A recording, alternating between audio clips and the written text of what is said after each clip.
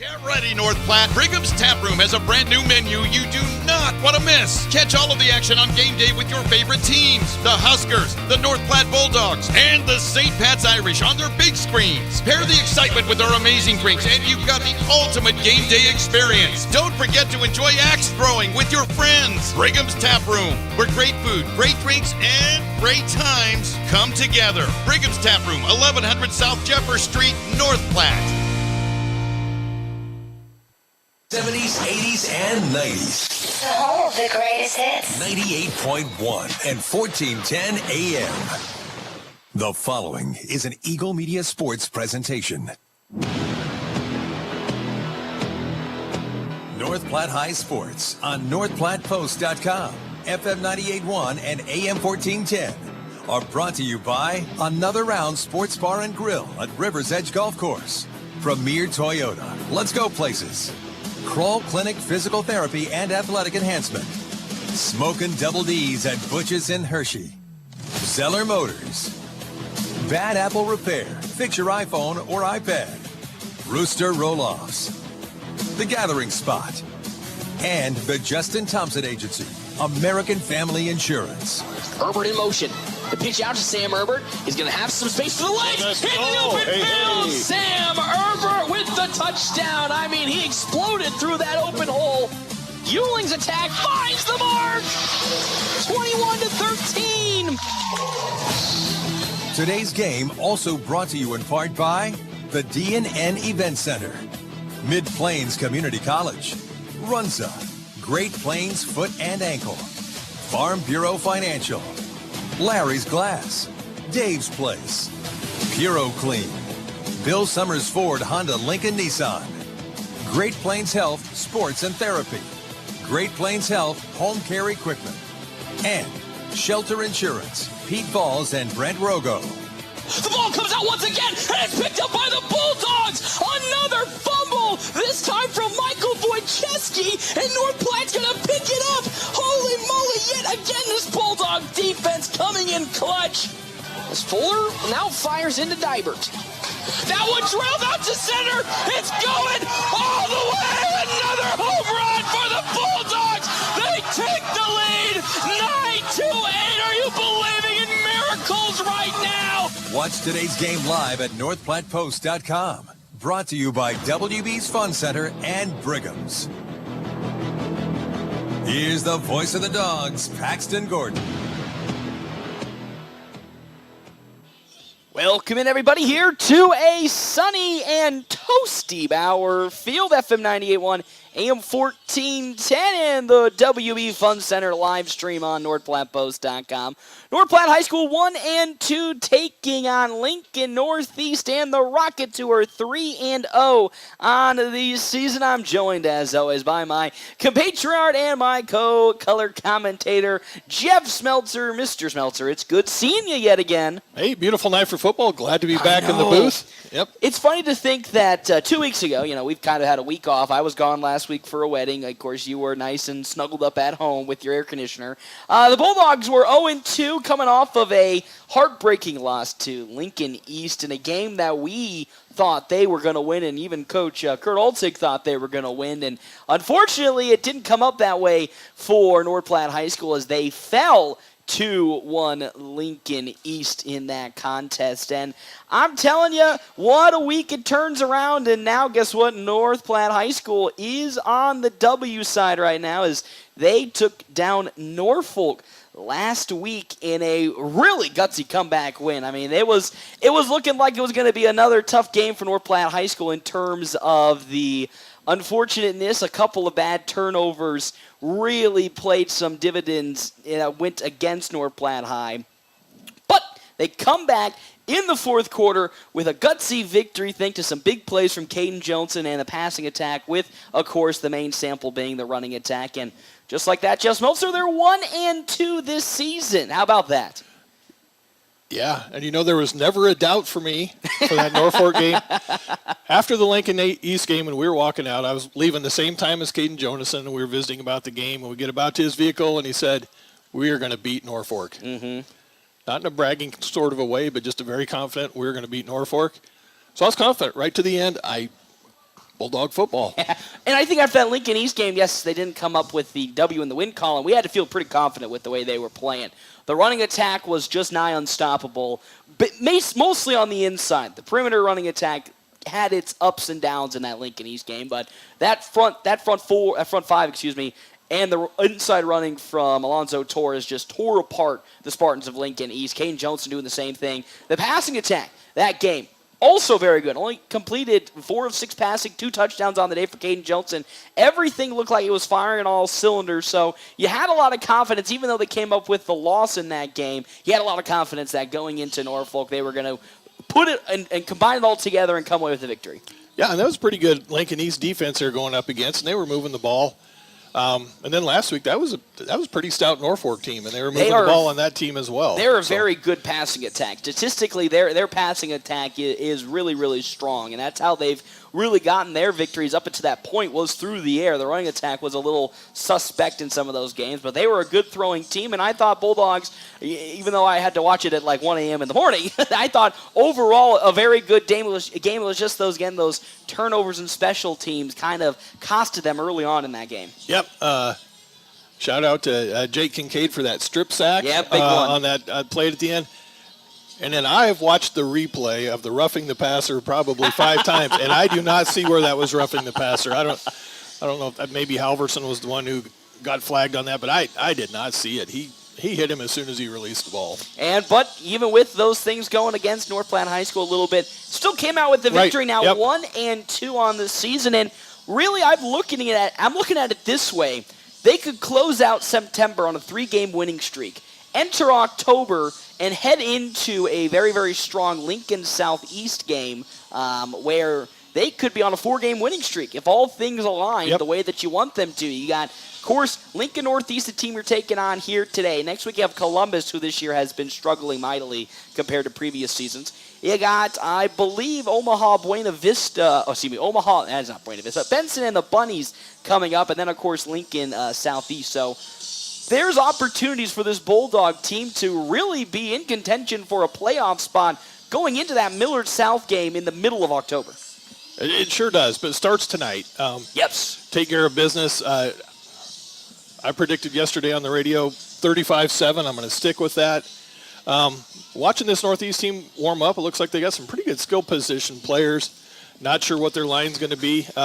This is a weird team. It looks like they really air it out. And they do air it out very well. But this is a very weird team in a sense because not just last year, but the previous seasons, this has been a tough program. They have really struggled here in Class A alongside with Benson and the Bunnies. They've really had a tough time not only getting wins, but finding and keeping talent. It's no secret that a lot of the schools in Lincoln, Omaha cannibalize each other and take a lot of the good prospects from some of these, I wouldn't say smaller schools, but some of these schools that struggle more on the win side of things. So to sit here, look at this Lincoln's this Northeast squad and say that they're not only undefeated, but in terms of power projection, they're tied for 4th in all of Class A. It's a quick turn and a huge turnaround for Coach Javonta Boyd and this Rockets team.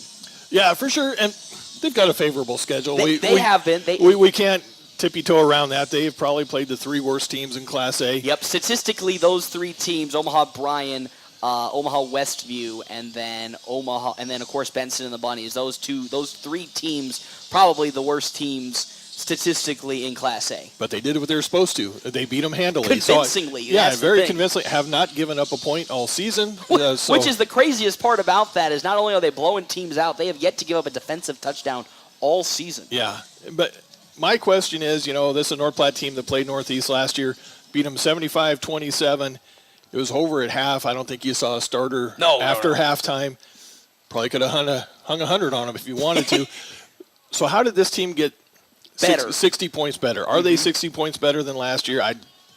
We don't know that. Yeah. It's really tough to tell, and that's kind of the tough thing about that schedule is they've been – the way that, of course, NSA schedules things is they schedule things based on your previous year's power projection, and they were one of the worst power projected schools in Class A, so they got a favorable schedule, and they've taken – again, credit to them. They've taken care of business in a very, very handily way to put them essentially 4th if the playoffs started right now, or tied for 4th if the playoffs started right now. So that's very good on them that they've been able to take care of business, but that just still leaves the veil of mystery of what is this team? Is this team the team that has been going on the last 3 weeks? Are they legit where they are a very scary team that can fling the ball across the football field? Or are they the same team that they were last year? A couple of spot good players, but in totality, it's still a very, very rough around the edges team. Right.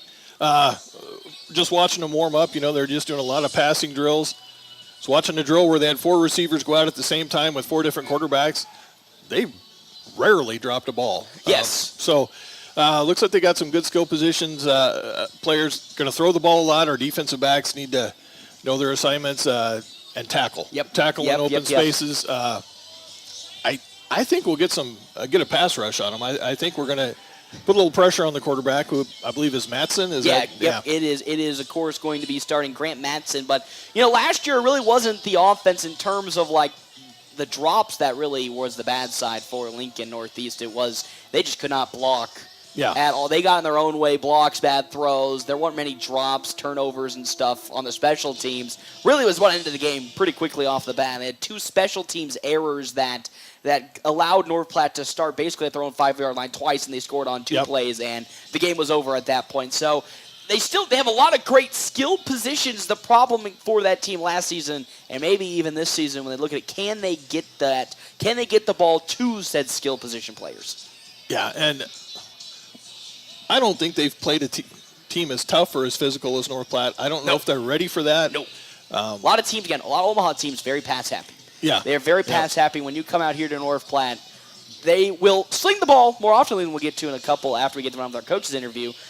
But nobody plays that type of physical downhill ball that North Platte plays really anymore. Yeah. Watching them warm up, I saw them try to run a scout team that ran North Platte's offense. It's tough. It was ugly. Tough. It was ugly. So they have not seen an offense like this, the flex bone, the Bulldog way, everything. The Bulldog way, yeah. Yeah, but nobody really has seen North Platte's offense anymore. But we'll step aside here on the Quick Stop pregame show. 27 locations open 24 hours a day. Quick Stop always open right around the corner. When we come back, we will have our coach's interview with Coach Kurt Altig right here at FM 98.1 AM 1410, a video live streaming at NorthPlattePost.com. Video sponsored by Wild Bill's Fun Center.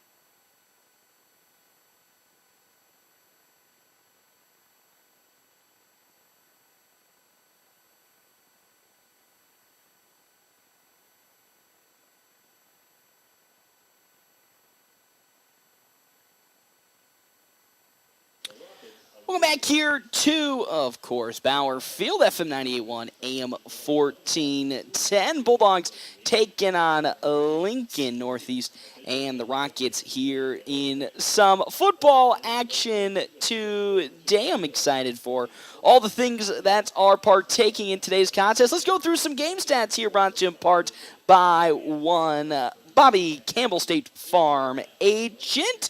We meet you where you're at and help you where you get to be. On the side of North Platte High School, Caden Johnson, 13 of 20, 216 passing yards, 65% completion percentage with an average of 2 touchdowns and 2 interceptions for the side of North Platte High School. He has also 54 total rushes, 369 passing yards, 6.8 average, and 60 yards is his longest run this season. Alonzo Torres, 68 carries, 320 yards, a 4.7 average with 3 touchdowns and a long of 21. I bring Jeff Smeltzer back in here. Jeff, really this season, the struggle hasn't been the inside rushing. It's been the outside rushing that has been kind of the problem for this North Platte squad this year, which is kind of shocking. Normally this team very, very good on the outside. It's actually the inside that has normally been the problem, or the problem for North Platte High. Yeah, a little snake bit at times. It seems like anytime we get a nice run on the outside, it's been because there's been a hold out there. There's been a few nice runs negated by holding penalties, but I expect that to change tonight. You think tonight's? I think tonight's a night. Yep. That's what I love to hear, and of course that's what we are all hoping for when it comes to the Bulldogs in this competition here today. But in totality of things, I think it's going to be a good game as we're getting things ready to rock and roll here. We'll step aside once more. Quick stop. Pre-game show, FM 98.1, AM 1410, video live streaming on NorthPlattePost.com. That's why everybody stops at Quick Stop. We're always open right around the corner. Quick Stop. Even if it's been years since you graduated, your college team is your team for life. Well, you can have a Farm Bureau agent for life, and auto, and home, and business insurance. Imagine that. One insurance agent for everything. It's that simple. So get a Farm Bureau agent for life.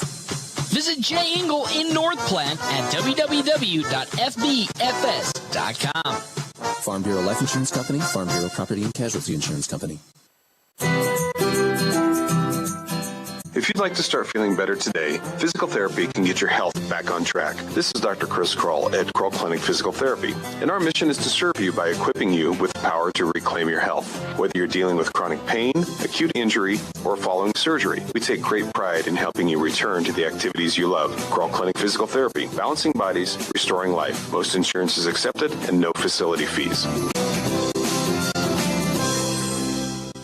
Buying a car?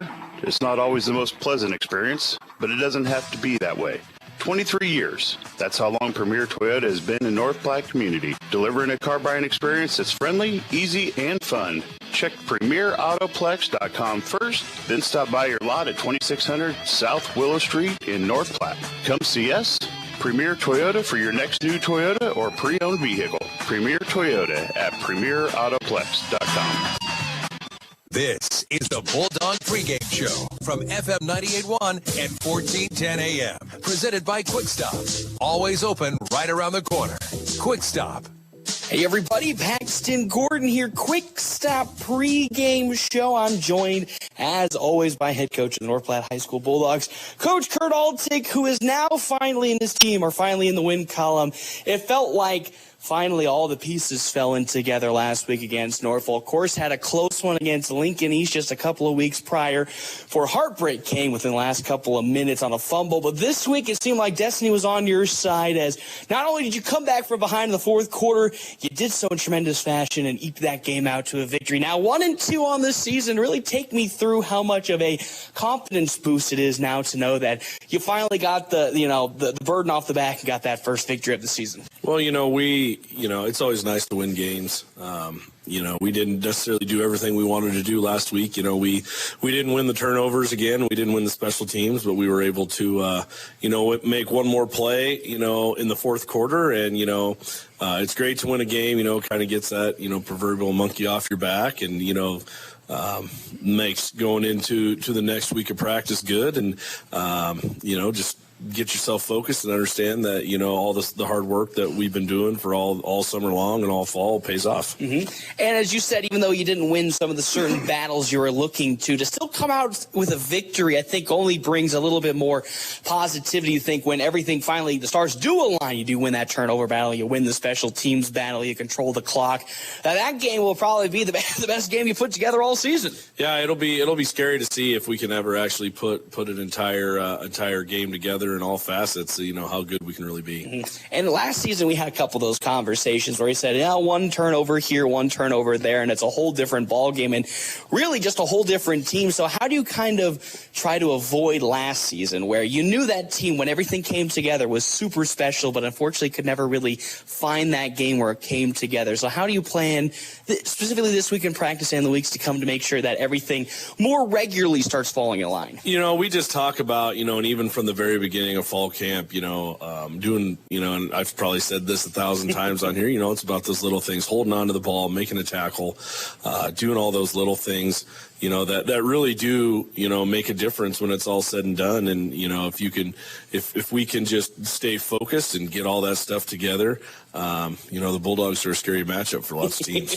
They really are. And once again, proving their way, paving the way more specifically with the run game. And also, it seems to be a more balanced attack starting to come through a little bit more. While we all know that this offense primarily pertains around the Bulldog football way, heavy running with the wing action, but really seeing a nice supple sprinkle of the passing game, which has, for the last 2 weeks, really thrown the defense off guards. Yeah, last year after, we went through the season, we looked at our stats, we didn't necessarily do the greatest job of throwing the ball and spreading defenses out, with our passing game. And we just, this summer and this fall, we've just focused more on, timely times to throw a pass, to stretch it out. And, the passes that we throw have been pretty effective so far. And, as long as that just keeps that little bit of a thought in a defense's brain that, they're not going to come out and run it every play, it's going to be a more effective attack for us. And we saw Lincoln East was a great example. They had many of plays where they just stacked that box. No deep safeties whatsoever. Everybody was playing basically within 5 to 6 yards of the line of scrimmage. And we had two touchdown grabs off of those mistakes defensively. So the fact that now this is becoming a prominent part of the offense, not in a heavy dosage sense, but in a sense to make the defense really have to second guess how they're going to approach which way they want to guard on this drive, whether it be put it in a normal defensive set with just 4 linemen up front or starting to stack the box, really kind of throws a wrench into how teams prepare for you. Yeah, and that's the beauty with the flex bone is, if you want to pack everybody inside, we can go outside. If you want to pack, put people outside to be a way to take away, our triples and our tosses on the outside. We'll run it inside, and then every now and then we'll sprinkle a pass over your head. So, and again, we've seen, me and Jeff Smeltzer have talked during our pregame shows when we're sitting and watching them warming up. These arms aren't something to scoff about. They're not, I would say weak, whimsical arms, but they're arms that can get you deep, not on just a quick little slant or a quick comeback route. We're talking verts and posts. These guys got some nice arms to get it down into the deep end zones if needed be. Yeah, our quarterback, he's a baseball kid, so he knows how to throw the ball, and again, it's about being able to suck everybody else in and then throw it over the top. And we got some guys that can run down the field and make catches and go score after they catch it. And of course, we talked last week, I won't say a lot of injuries, but the injury bug did bite a little bit during the previous 2 weeks. Kind of give me an update out on all of those injuries are going so far, because a lot of them looking to be soft tissue at the moment. Yeah, we got a lot of guys still out, that are dealing with things. So we're still looking for, for those younger guys to come and step up. And, each game they get a little more experience, and that little more experience helps them play a little bit better on Friday nights. Take me through the young guys I got to see a lot of time and how impressed you were with their performances. And maybe also what do you think coming into this week they could supplementarily work on better to make it an even bigger step forward? Well, we've actually had some injuries with our younger guys, and so we've had to kind of move some older guys around. Rance Hofstetter was one of our backup quarterbacks, and we've kind of installed him as one of our A-backs, which is our wing. And he had a nice little 20-yard touchdown run last week, so he stepped up and done really well. We've moved some of our wide receivers inside. Harper Whitney, you might see some time out of him playing our wing back, and Gabe Moreno. And, Eli Broman can come. He's still kind of dealing with injury bugs, but he can come and, give us a few plays here or there. And, for the most part, offensively, we've done a really, really good job the last few weeks of, playing our brand of football. And, we're really hard to stop. Again, gives a testament to really just how flexible this offense is. Doesn't matter who's in or who's out. The amount of talent, not only that you guys have, but the way this offense allows that talent to excel in so many different ways makes this a scary roster, even if you're down a couple of your A-backs or maybe a couple linemen.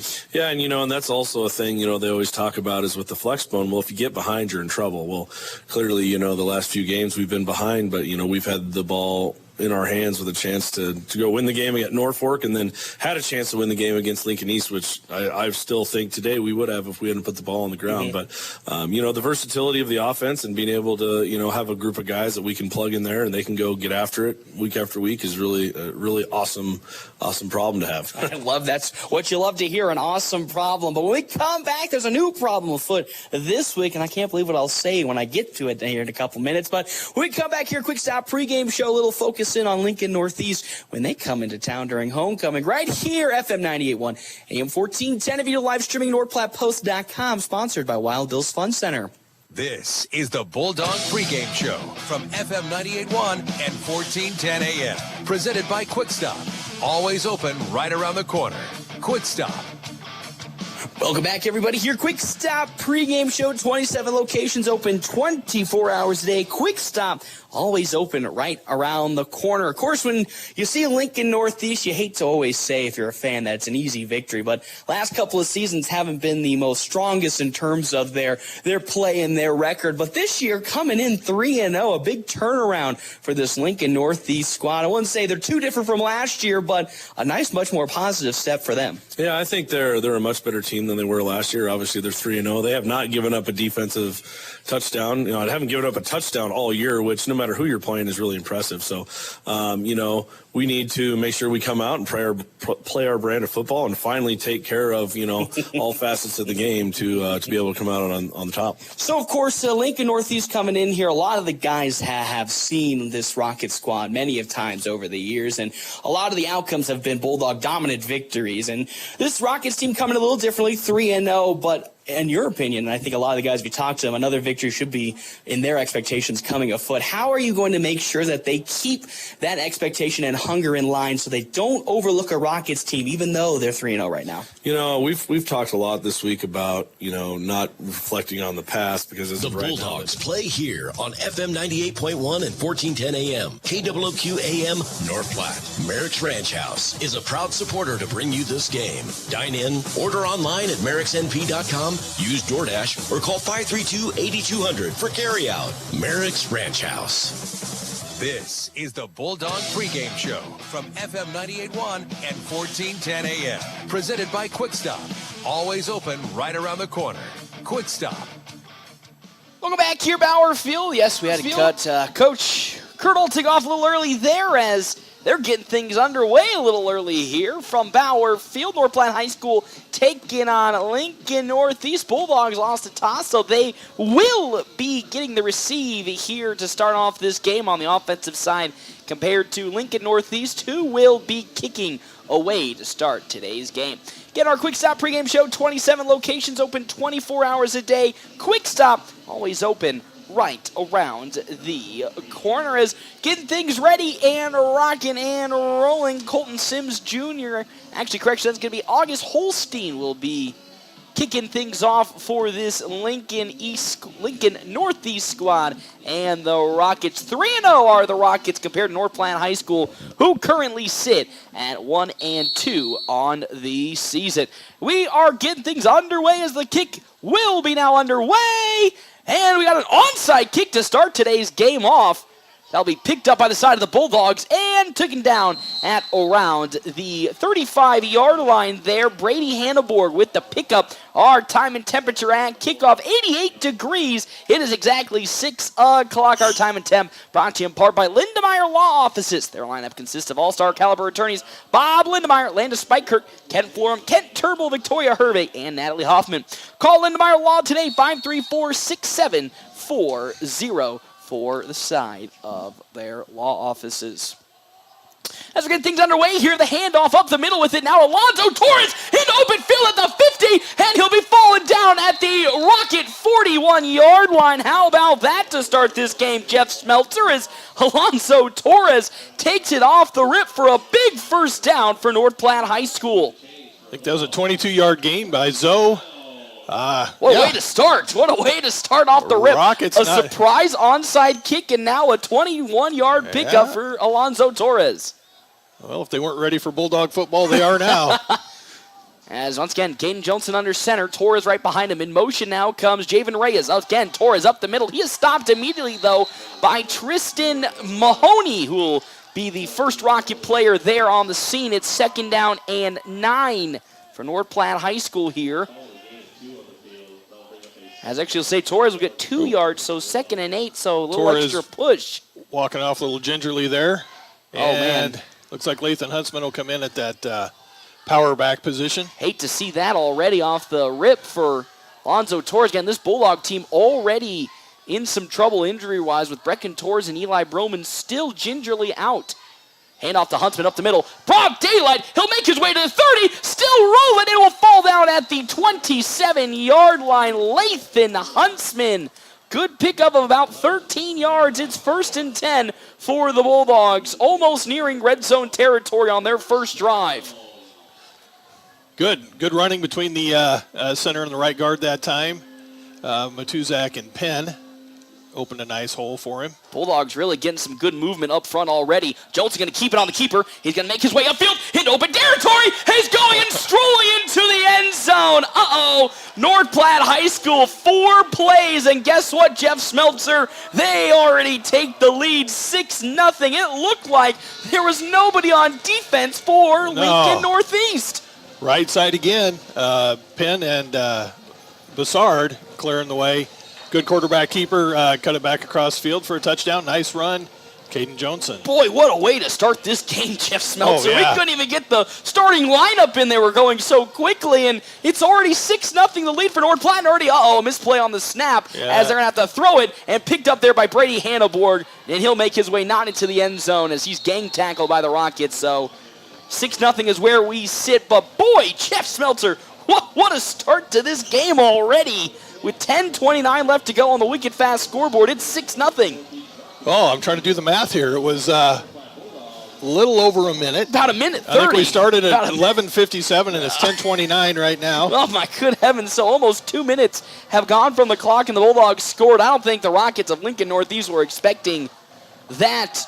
Of course, they were looking to get an onside kick to start this game, which was already a little bit of a shocker to start this game off. And then the Bulldogs took no less than 4 plays, drove all the way down the field, scored a touchdown with ease. I was going to say ground and pound, but when you score on 4 plays, it wasn't a whole lot of resistance from that Rockets defense there. But let's jump quickly into our Double Dips Ice Creamery starting lineup. We'll start now on the offensive side. For Lincoln Northeast, it'll be Grant Matson at quarterback, number 16, alongside Caleb Paulson, who will sit next to him in the shotgun formation. Cameron Bradford will be his rotation. Drew Van Dyke at wide receiver with Quincy Montoya also at wide receiver, alongside Levi Sherman and Josh Varga. Jeff Smeltzer, we will get to the Bulldogs starting offense in just a couple of seconds. We're going to let it get a kick here for North Platte starting now, I was all prepared to give the defense. Now I got to flip my page. Well, you can do the defense when we get there. We can do the defense when you get there, but man, what a way to start this game. I mean, I wasn't even expecting. Of course, we came into this game optimistic just because of how this Lincoln Northeast record had gone and the teams they had played, but if this is how it's going to look, on the offensive side for North Platte High School, I mean, you got to be excited as Luke Borges with a strong, powerful kick. It's going to go, and it's going to fall into the end zone for a touchback. And now let's get into that Bulldog defense here, Jeff Smeltzer. Take it away. Dog defense in the trenches across the defensive line. Gabe Moreno, Carter Dishman, Jackson Halverson, and at the other end, Jake Kincaid. Your linebackers, Eli Broman, Lathan Huntsman, and Trayton Burke. And your defensive backs at corners, Harper Whitney, Javen Reyes, and your safeties, Caden Johnson and Rance Hofstetter. Boy, what a way to start this game. But again, Eli Broman, some good news. Eli Broman is out on the defensive side of the football right now. Rockets very, very pass happy as they're in the pistol formation now with Matson. Matson in the quarterback. Oh, we're going to have an offensive false start already, and that was going to be the question today, Jeff Smeltzer. You know, we talked in the pregame show about how this Rockets team did have a good start in terms of its overall pass catchers, but their problem last season is they just couldn't get the ball to their pass catchers. Yeah, a little happy that time. That game last year just got ugly in a hurry. If I remember right, they had a lot of turnovers. Two bad special really teams deep in their own territory. Yep. So it's now 1st and 15 for the Rockets. Matson under center with Cameron Bradford right behind him. Bradford going to get the handoff right up the center, and he is stopped immediately there by Trayton Burke. And with that, just a good little pickup of about 3 yards for Cameron Bradford to make it 2nd down and 13 for the Rockets. So now, again, this Rockets team very good passing-wise. They'll always spread you out with 3 or 4 wide, so it's really going to be on the Bulldogs' secondary. It's going to get tested a lot today, and it's good to see, though, that Eli Broman is back playing some football. As Matson under center once again, he'll hand it off up the middle. Bradford, he's got some daylight. He'll get across at least the original line of scrimmage and get to the 25-yard line. So another good pickup there by Cameron Bradford. Rance Hofstetter there to make the tackle for the Dogs. And that's going to be a big thing today for this Bulldogs defense. They're going to get spread out a lot, but can they make the necessary tackles and the necessary pressure to keep this Lincoln Northeast Rockets squad on their heels? So 3rd down and 6 with 9:24 on the wicket fast scoreboard. 6-0 lead for the Bulldogs. It's nobody in the backfield as Grant Matson will have a man in motion. Coming on over is Levi Sherman as Matson gets the snap. Still looking. We'll throw it, and it's up, and it's caught, though, on the side by pass catcher there. I believe that's going to be Drew Van Dyke. As Van Dyke will get the first catch today for the Rockets, but a good pickup of 3, but that'll be it as it's 3rd down and 3, and here comes the punt unit, and this is where a lot of the troubles came for Lincoln Northeast last season. Yeah, good coverage that time by Harper Whitney. He could have tried to make a break on the ball, but he just covered safe. it well, wrapped up, made the smart play. Didn't need to really make a play if he was still short of the sticks like he was. So kicking here is Colton Sims Jr. deep to return for North Platte High School. Javen Reyes and Whitney Harper is a little line drive kick is going to take a nasty bounce, and it's going to keep going and still going, and they're just going to let that one take a bounce and fall at around the 5-yard line. So a good kick for Colton Sims. And this time, the Bulldogs will start their second offensive set today inside their own territory at the 5-yard line. Our break's brought to you in part by Premier Toyota. At Premier Toyota, you'll find a friendly and easy-to-work-with staff that'll help you find the perfect car for you. Whether you're looking for something new or pre-owned, Premier Toyota has a wide selection of vehicles for you to choose from. So second offensive series here for North Platte High School, and boy howdy, they sure did really kill it in that first set there, Jeff Smeltzer. Yeah, they did. Very dominant performance on the line by the Dogs. Alonzo Torres back in for this possession as Torres cuts up field. Will keep his legs turning. He'll fall forward around the 1st down marker. He might be about 2 yards short. But Alonzo Torres getting a good chunk to start this second possession for North Platte. I'd assume 2nd down and 3 for the Bulldogs. But good to see Torres back out there. Again, you get kind of concerned with how many injuries have been piling up on this offense. So being able to see Alonzo Torres back out there is good to see as always. Oh, for sure. That's Caden Johnson now once again to Torres off the left side this time. Has some daylight. He's tackled from behind, but he'll keep the legs turning and fall to the 29-yard line. There on the stop, once again, Drew Van Dyke was there in the front, and I believe from behind trying to bring him down. Levi Sherman. Actually, correction, that's going to be Aiden Varga. So 1st and 10 for this Bulldogs offense, yet again driving down the throat of this Rockets defense. Bulldogs, again, dominant up front. I'd like to say they have a size advantage, but we don't know since Northeast didn't provide any weights. They look about equal, I'm going to lie. North Platte looks to have a slight edge, but, man, so far in terms of power, they've been dominating this Rockets defense. As now, once again, Torres, up the middle he goes, bounces it at the 35-yard line, and he'll fall maybe at the 36-yard line as a flag's down way back at around the 20-yard line. Probably a legal procedure. Probably maybe you think a legal formation or a legal shift on the side of the Bulldogs, I would think.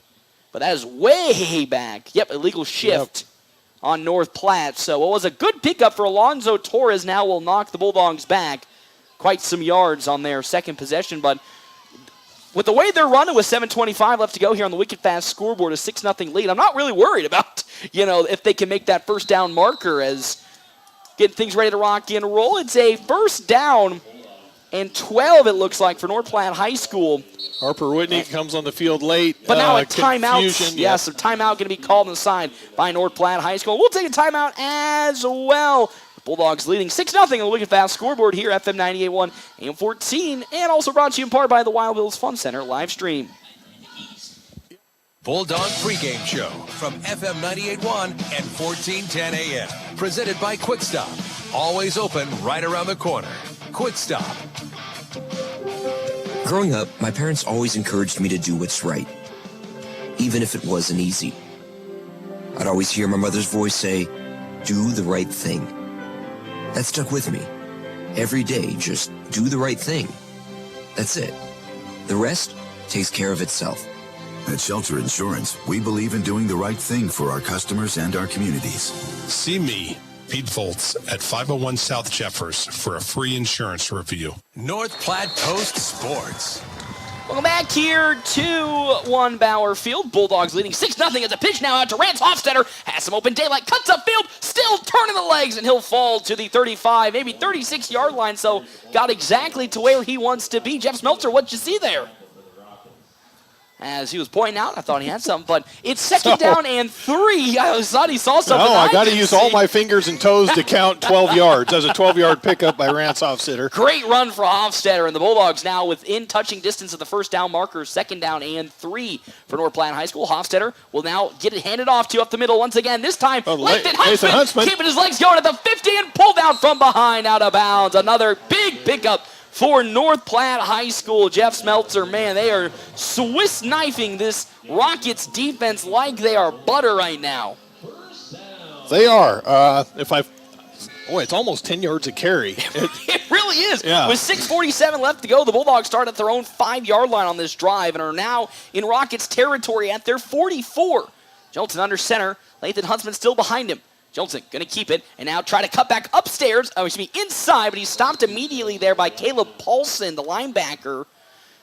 Harper Whitney in trying to apply that outside block to Paulson, but Paulson scooted right past him and picked up the tackle. A gain of 2 for Caden Johnson. Yeah, Madsen's a pretty good player.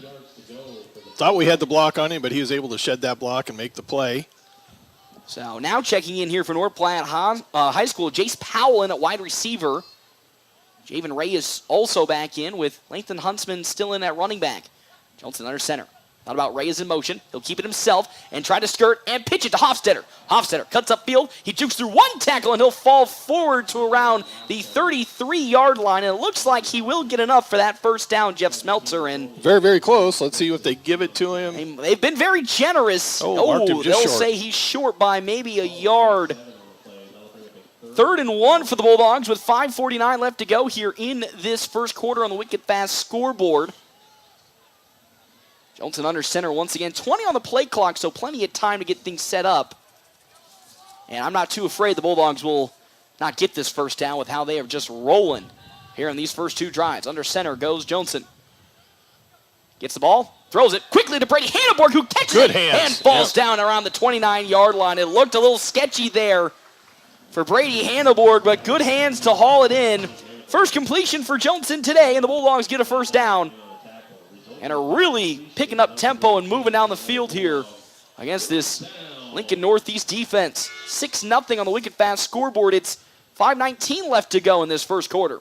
Great job of hanging on to that pass. He was hit immediately. So, that's a little bit of confusion between Javen Reyes and Harper Whitney, and Oh, that's a dead. That's a dead ball. So yes, even though Lincoln Northeast is able to whoa.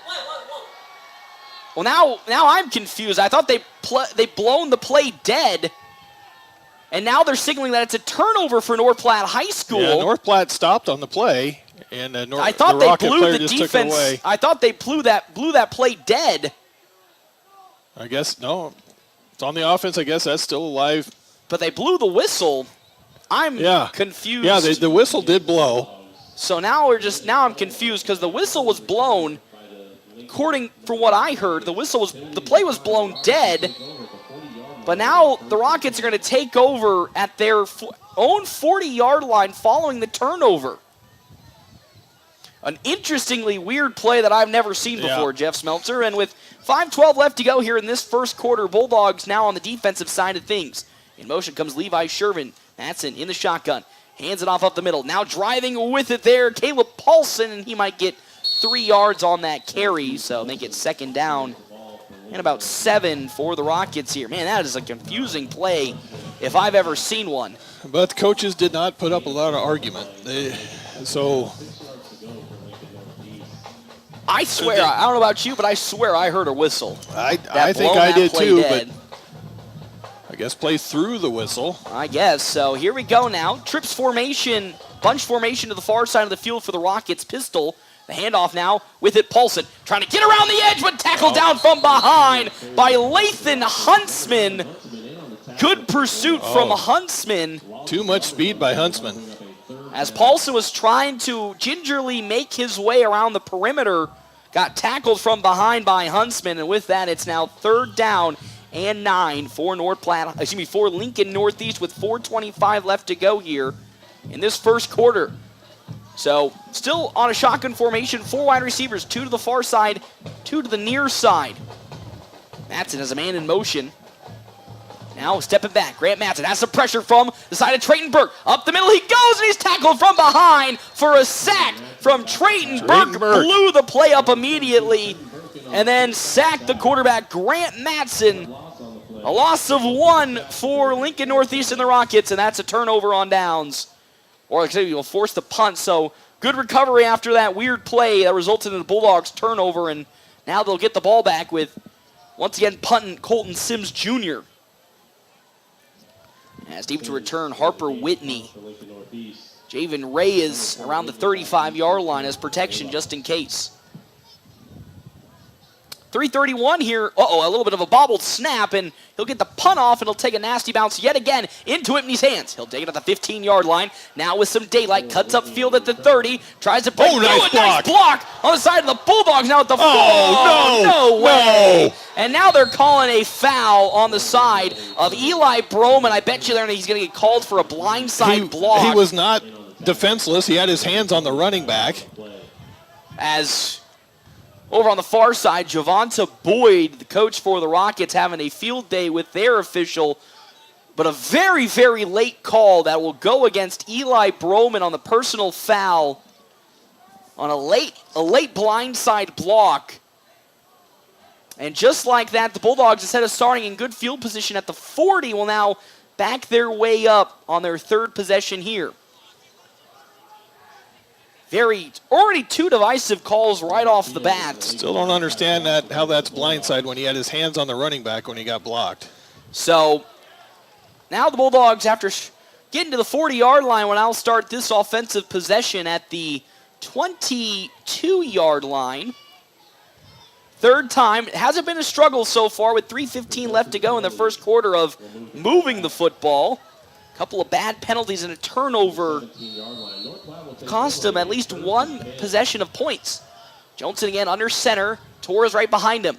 He's going to keep it, Caden Jolton. Cut up field. Now keeps cutting. He's going to go to the far side at the 35-yard line. He's got 1 man to beat there. That's going to be Daquan Dixon. Chasing him down at the 30, 25, 20, and he's pushed out of bounds at around the 14-yard line. What a pickup for Caden Johnson. 28 and now to the 34. 14, so a big pickup for Caden Johnson. Making things happen with his legs, and now inside Rockets territory for the first time, the red zone for the first time today. looking to exact some revenge following last possession's turnover. 3:03 left to go here in this first quarter on the wicked fast scoreboard. Caden Johnson now under center once again. Lathan Huntsman right behind him. Huntsman with some daylight, bouncing his way and falling forward to around the 14-yard line. It was actually at the 17 where they started. And now he'll progress his way forward to, now Lathan Huntsman slow to get up. Oh, boy. Trayton Burke now coming in. He did take a nasty hit. Yeah. So Bulldogs now second down and 2.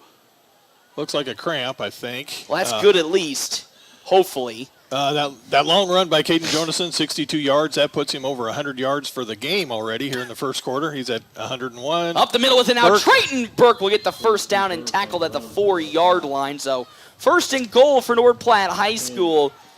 Even though there's been a couple of injury scares so far, Bulldogs still driving as Huntsman getting some work done here on the near sideline. It's Trayton Burke in now at running back, third string fullback for North Platte High School as, Huntsman's up and now walking to the bench.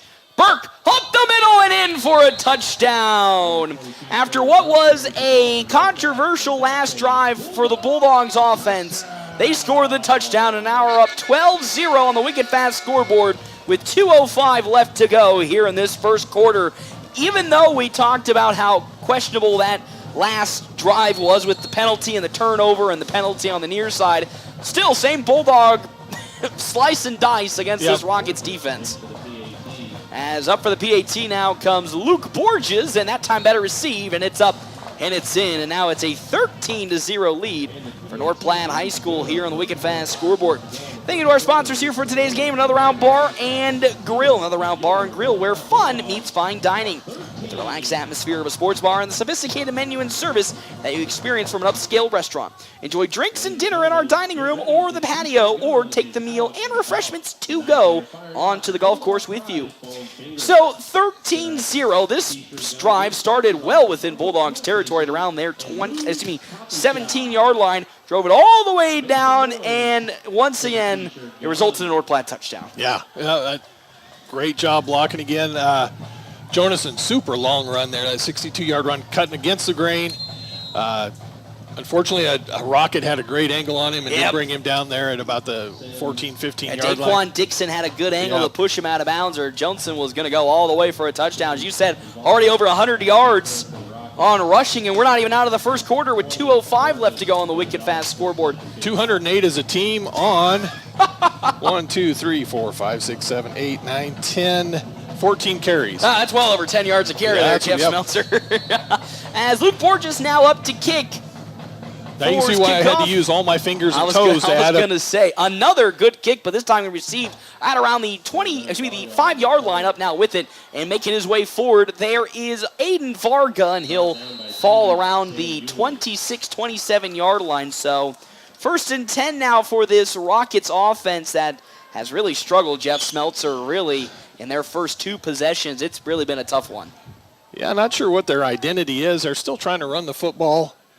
And it's not working. They're getting behind the chains, and then good coverage defense from the Bulldogs to make sure that they don't get anything put behind them. Okay, well, Huntsman's tending to that cramp. Looks like Owen Shea has taken his place at middle linebacker number 42. Good to see some young faces. Hard-hitting sophomore. Cameron Bradford in with a 3-wide receiver set here for the Rockets. Oh, and a false start going to go on the far side there by Colton Sims. So why didn't that play get to continue? Again, a great point, Jeff Smeltzer. You bring up a great point. I'm still super confused about what happened there. Maybe it's because it's an illegal shifts can continue. I don't know if there's an official out there.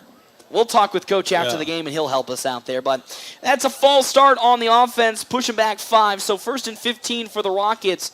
Still 4 wide receivers set. Matson in at quarterback with Bradford to the left of him.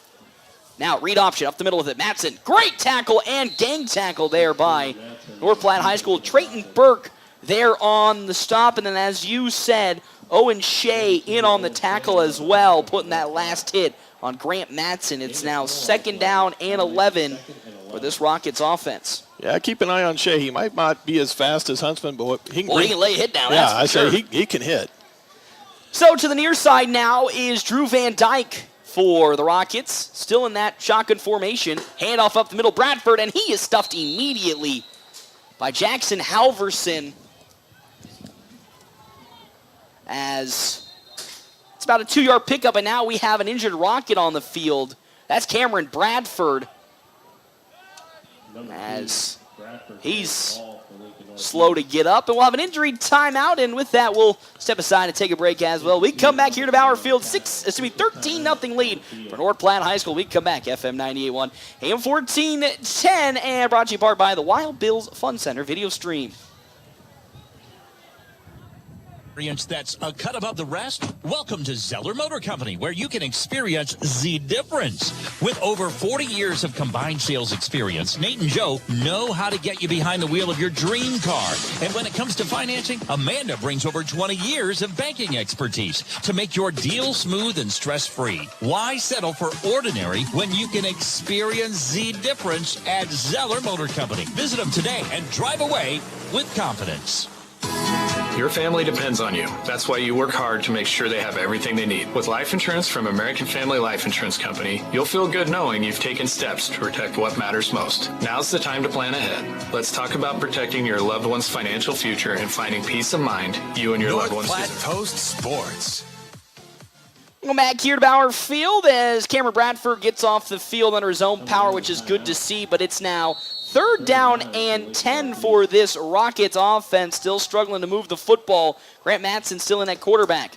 Matson stepping back, now looking to throw. Free rusher Halverson wide open now with it, and running down the sideline was Caleb Paulson. He shakes through one tackle, but a bunch of blue jerseys, including Harper Whitney and Trayton Burke, tackle him at around the 31, maybe 32-yard line. So it's going to be another 4th down for the Rockets, as yet again this Bulldog secondary not only making good plays in coverage, but also a lot of good gang tackling from this defense. Sam Euling came flying in like a rocket, and he was the first one to hit him.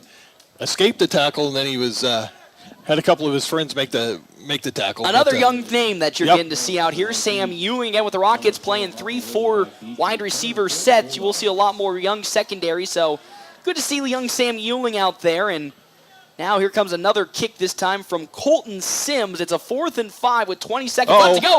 Bad snap yet again for the Rockets. Sims going to have to run with it. He's in some trouble, trying to break through a tackle, breaks through one, and then will be brought down from behind by Jackson Halverson. And Jake Kincaid as well, Around the 16-yard line, Jeff Smeltzer, last year's woes rearing their ugly head yet again. Another bad snap by this Rockets punt unit, and yet again that results in a turnover with 9 seconds left to go here in this first quarter on the Wicked Fast scoreboard. Could be seeing a quick score for North Platte High School coming up here, maybe a second.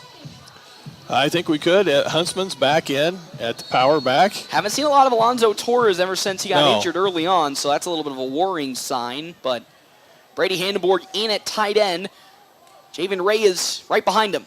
Reyes in motion now with it. The pitch out to Javen Reyes, trying to bounce around the outside, cuts upfield, and is brought down from behind. There on the stop, Levi Sherman grabbed onto his shoulder and brought him down, but that's a good pickup of, we'll say maybe 5 for the side of... Yeah, the Rockets like to tackle high. They're real close to horse collars on a lot of these. They really are, but that's the end of the first quarter here. It's 13-0 the lead for North Platte High School here on the Wicked Fast scoreboard. So we'll step aside once again, take a break. We come back. More second quarter action right here, FM 98.1, AM 1410, and via live streaming on the Wild Bees Fun Center site. Barbecue lovers, Smokin' Double D's at Butch's in Hershey is locally owned and operated. They smoke all their own meats low and slow to bring you award-winning barbecue. Join them Tuesday through Thursday from 11 a.m. to 10 p.m., Friday and Saturdays till 11 p.m., and Sundays from 8 a.m. to 10 p.m., with breakfast served on Sundays from 8 to 11. And don't miss their chicken fried steak every Friday night and prime rib on Saturdays. Smokin' Double D's, making greatness happen overnight in Hershey. Can you feel it? The feeling of starting something new. The feeling of success. At Mid-Plains Community College, our instructors are ready and willing to support you on every step of your educational journey. Whether you're just starting out or changing careers, MPCC can help you transform your future. Learn more by visiting our website at npcc.edu. That's npcc.edu. North Platte Post Sports. Welcome back here to Bauer Field. Bulldogs leading 13-0 to start the second quarter here on the Wicked Fast scoreboard. It's Caden Johnson under center once again. As a man in motion being Brady Hannibor. Johnson now stepping back and looking to throw. Throwing towards the end zone. Hannibor with a good grab, and he's in for the touchdown, and he's now down, a little shaken up, but great grab by Brady Hannibor in contested coverage, and that's a touchdown for the Bulldogs on one play. It's now 19-0. Jeff Smeltzer here to start this second quarter. Well, that's a good-looking throw. Nice catch. Had to extend to get that ball. Good hands once again for Brady Hannibor, really getting the stickies on that ball, and now he comes off a little gingerly taking the hit, but... Pretty good hands for a soccer player. Unless he was a goalie, then it makes sense, but it's 19-0 here in this second quarter. Jeff Smeltzer, well, all that talk about how we feel about this Rockets squad and their 3-0 status quickly going out the window as the kick from Luke Borges is up. And it is good. It's now 20-0 here on the Wicked Fast scoreboard. Jeff Smeltzer only took one play, and it's a touchdown for the Bulldogs. Beautiful play. Like to see the passing early in the game. Keep them on their toes. Respect the pass. 2 for 2 so far. Yep, 2 for 2. So let's thank you into our sponsors here for today's game. Justin Thompson Family Agency with American Family Insurance. With the ever-changing industry standards, they pride themselves on top-notch customer service, no matter what type of insurance you are looking for.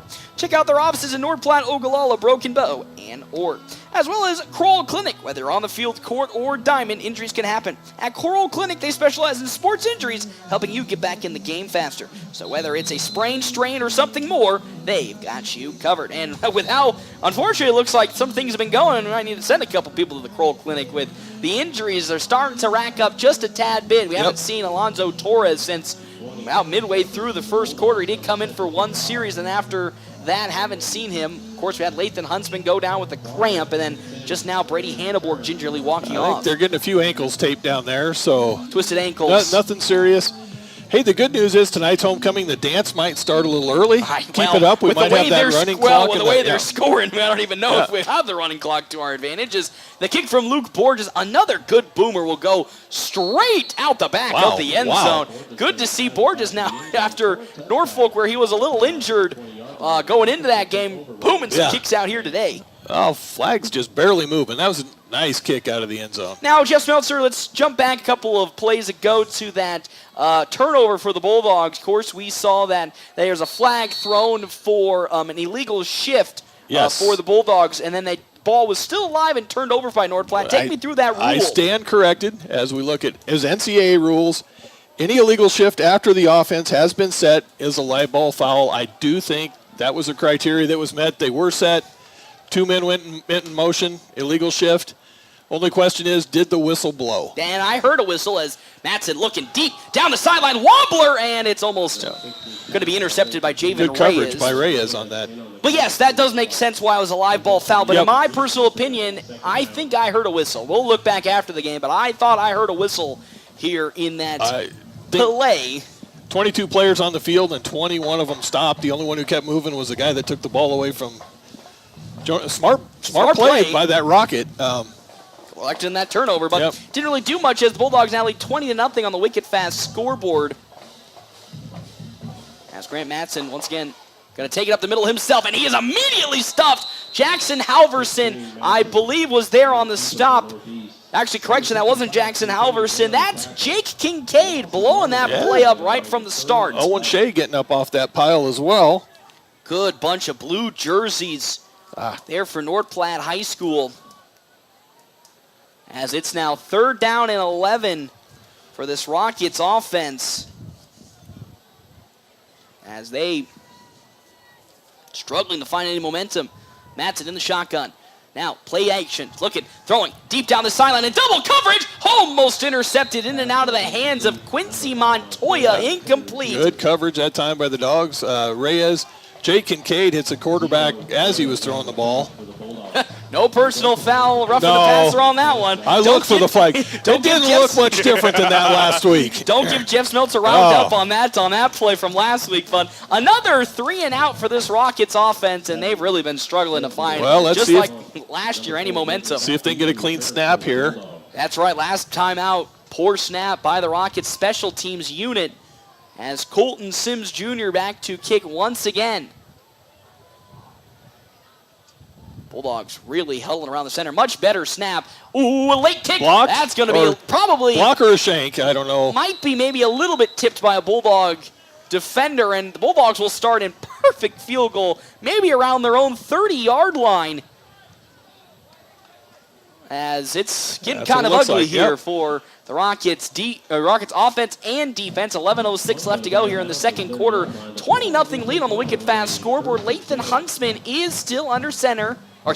In as the lead power back for North Platte High School. As I do see Alonzo Torres on the sideline right now. His helmet's still on. Yeah, he had the blue spats. Now he has one ankle taped. Huntsman off the right side. He's immediately stopped, though, by Levi Sherman. So if there's one player this year and last year who's been making a big difference for this Lincoln Northeast squad, it's been Levi Sherman, as he's been not only today racking it up on the defensive side, but doing so all season for this Rockets team. It's now 2nd down and 10 for North Platte High School at their own 30-yard, at the Rockets' 30-yard line. Johnson, again, under center. Had Hofstadter in motion, but he's going to keep it now and try to pitch it, and will pitch it to Javen Reyes. Nice Great block downfield by Rance Hofstadter as Reyes tries to make a move, but a strong pick of about 14 yards from Javen Reyes will give the Bulldogs a 1st down and 10. And close. Actually, they will push it into the red zone. It's now the second red zone possession for North Platte High School in just a couple of plays, and here we go with it. Looking into the sun for their play call is Johnson again under center to the far side. Max Negley. In motion comes Hofstadter. The handoff to Lathan Huntsman up the middle. Has some daylight. Huntsman upended and will fall just shy of the 5-yard line, as also flying about there Quincy Montoya for the Rockets. So making that 2nd down and about 3 yards for Lincoln Northeast, and a timeout's going to be called, I believe, by the side of the Rockets, and with that, we'll step aside as well. It's 20-0 on the wicked fast scoreboard. We'll step aside. Of course, watch us live as always on the WB live stream at NorthPlattePost.com. Even if it's been years since you graduated, your college team is your team for life. Well, you can have a Farm Bureau agent for life, and auto, and home, and business insurance. Imagine that. One insurance agent for everything. It's that simple. So get a Farm Bureau agent for life. Visit Jay Engel in North Platte at www.fbfs.com. Farm Bureau Life Insurance Company, Farm Bureau Property and Casualty Insurance Company. North Platte Post Sports. Welcome back here, Bauer Field, FM 98.1, AM 1410, and video streaming on the Wild Bees Fun Center. Live stream is Caden Johnson under center once again for the Bulldogs. In motion with it, Isaiah Plunk, but up the middle goes Lathan Huntsman, and he might fall just a yard short. In motion there was Isaiah Plunk, seeing his first action here today at swingback for the Bulldogs, as there on the tackle is Caleb Paulson. It's now 1st and goal for North Platte High School at the 2-yard line, as they're looking to score quickly here. Johnson again under center. Huntsman right behind him. Johnson hands it off. Huntsman will fly his way into the end zone for yet again another Bulldog touchdown. 26-0 here in the second quarter. 9:32 left to go on the wicked fast scoreboard. Another clean, quick drive for the Bulldogs, and they are running away with it, Jeff Smeltzer, and we haven't even gotten halfway through this second quarter. No, and I'm burning through pencils like crazy here. Smeltzer's losing pencils, paper, space. I mean, we're as Luke Borges now will come up for yet again another PAT, that time better hold, and another great kick from Luke Borges, and it's 27-0. Thank you again to our sponsors here for today's game, Zeller Motor Company. With over 40 years of combined sale experience, Nate and Joe know how to get you behind the wheel of your dream car. When it comes to financing, Amanda brings also 20 years of banking experience to make your deal smooth and stress-free. Why settle for ordinary when you can experience the difference at Zeller Motor Company?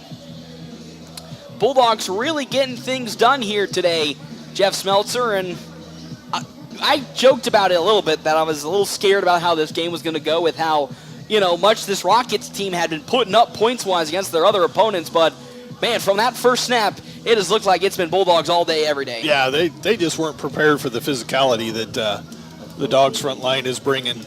You brought that up also during our off-air comments. You just didn't know how you thought a team like Lincoln Northeast, that again plays a lot of pass-happy football, could really handle a physical team that is North Platte High School, and so far they really have not found even a slight slowdown to this offense. They didn't get the memo that 7-on-7 leagues are over and they're playing big boy football now.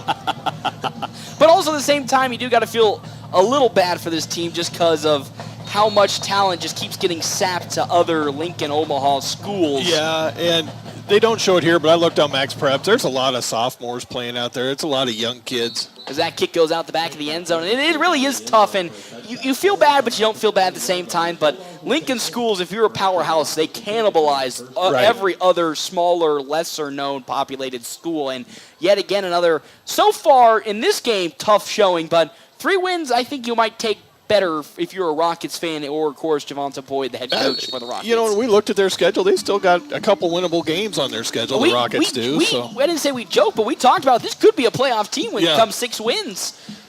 If that's how we get there, as we do have a very powerful 4 wide receiver set to the near side here for the side of Lincoln Northeast. As stepping back, is Matson actually going to take it? See, that's not Matson, that's Zane Scully on the perimeter as he's tackled from behind by Jake Kincaid for a loss. But there for the first time today, Zane Scully is taking over. We saw he did get some action last couple of weeks for this Rockets offense, but now they're going to Scully here early on in this second quarter. 9:08 left to go on the Wicked Fast scoreboard. 27-0 the lead for North Platte High School. Yeah, I tried to run that quarterback sweep to the weak side. Kincaid and Burke not fooled. They were there. Scully not a big guy either. No, he's not. He's very small, as he'll take his own quarterback keeper right up the middle, shakes through one tackle, and there's Rance Hofstetter cleaning up the tackle there, but Zane Scully might get maybe 1 yard. He'll get back to the original line of scrimmage. It's 3rd down and 10 for this Rockets offense, for the young Scully to come in. He did have a couple of good throws and some good runs last time out against Omaha Benson, but I think looking at the stats on Max Preps, I think he averaged about 8 yards a carry. He's got some speed in that quarterback as he'll step back and look to throw. Scully now moving up in the pocket, shakes through one tackler, spinning around, he's tackled from behind. There on the stop, I think it's Jackson Halverson there with the good pursuit and a big sack for the Bulldogs defense, and it's going to really push this Rockets special teams deep into their own territory yet again. It's 4th and 14 for this Rockets offense. Have they even gotten Jeff Smeltzer 1 first down? I don't think they have. No, and they're going to be in negative yards here, I believe, when you add up the halftime stats. And I think Kincaid was in there for the sack. Well, it was one of the big fellas. It was, yeah. It was a 50-something, Kincaid. but I was looking at the shoes. I think those were Jake's shoes. Now here's the scary part, deep in the end zone for the kick, as good tick this time for Colton Sims Jr. He'll take a couple bounces in front of Harper Whitney and fall at around the 43-yard line. So the Bulldogs will start their possession inside Rockets territory yet again, and they're threatening to score once more. It's 27-0 on the Wicked Fast scoreboard with 7:23 left to go. Thank you to our sponsors here for today's game. The Gathering Spot, a home for gatherings. A place with baby showers, wedding showers, birthdays, anniversaries, family reunions, graduation, and so much more. Okay, the backfield, Hofstetter, Whitney, and Burke behind Jonason. So again, a lot of rotation pieces on the running back side of things, like what I'm seeing, even with the rotation, still getting some good production out of it. In motion was Rance Hofstetter. Jones going to keep it and bounce to the outside. Has some daylight at the 25. So at the 35, it'll fall forward to about the 31-yard line. So it'll pick up about 11 and still continue the first down streak for North Platte High School. It's first down and 10. A new set of downs for North Platte at around the 32-yard line.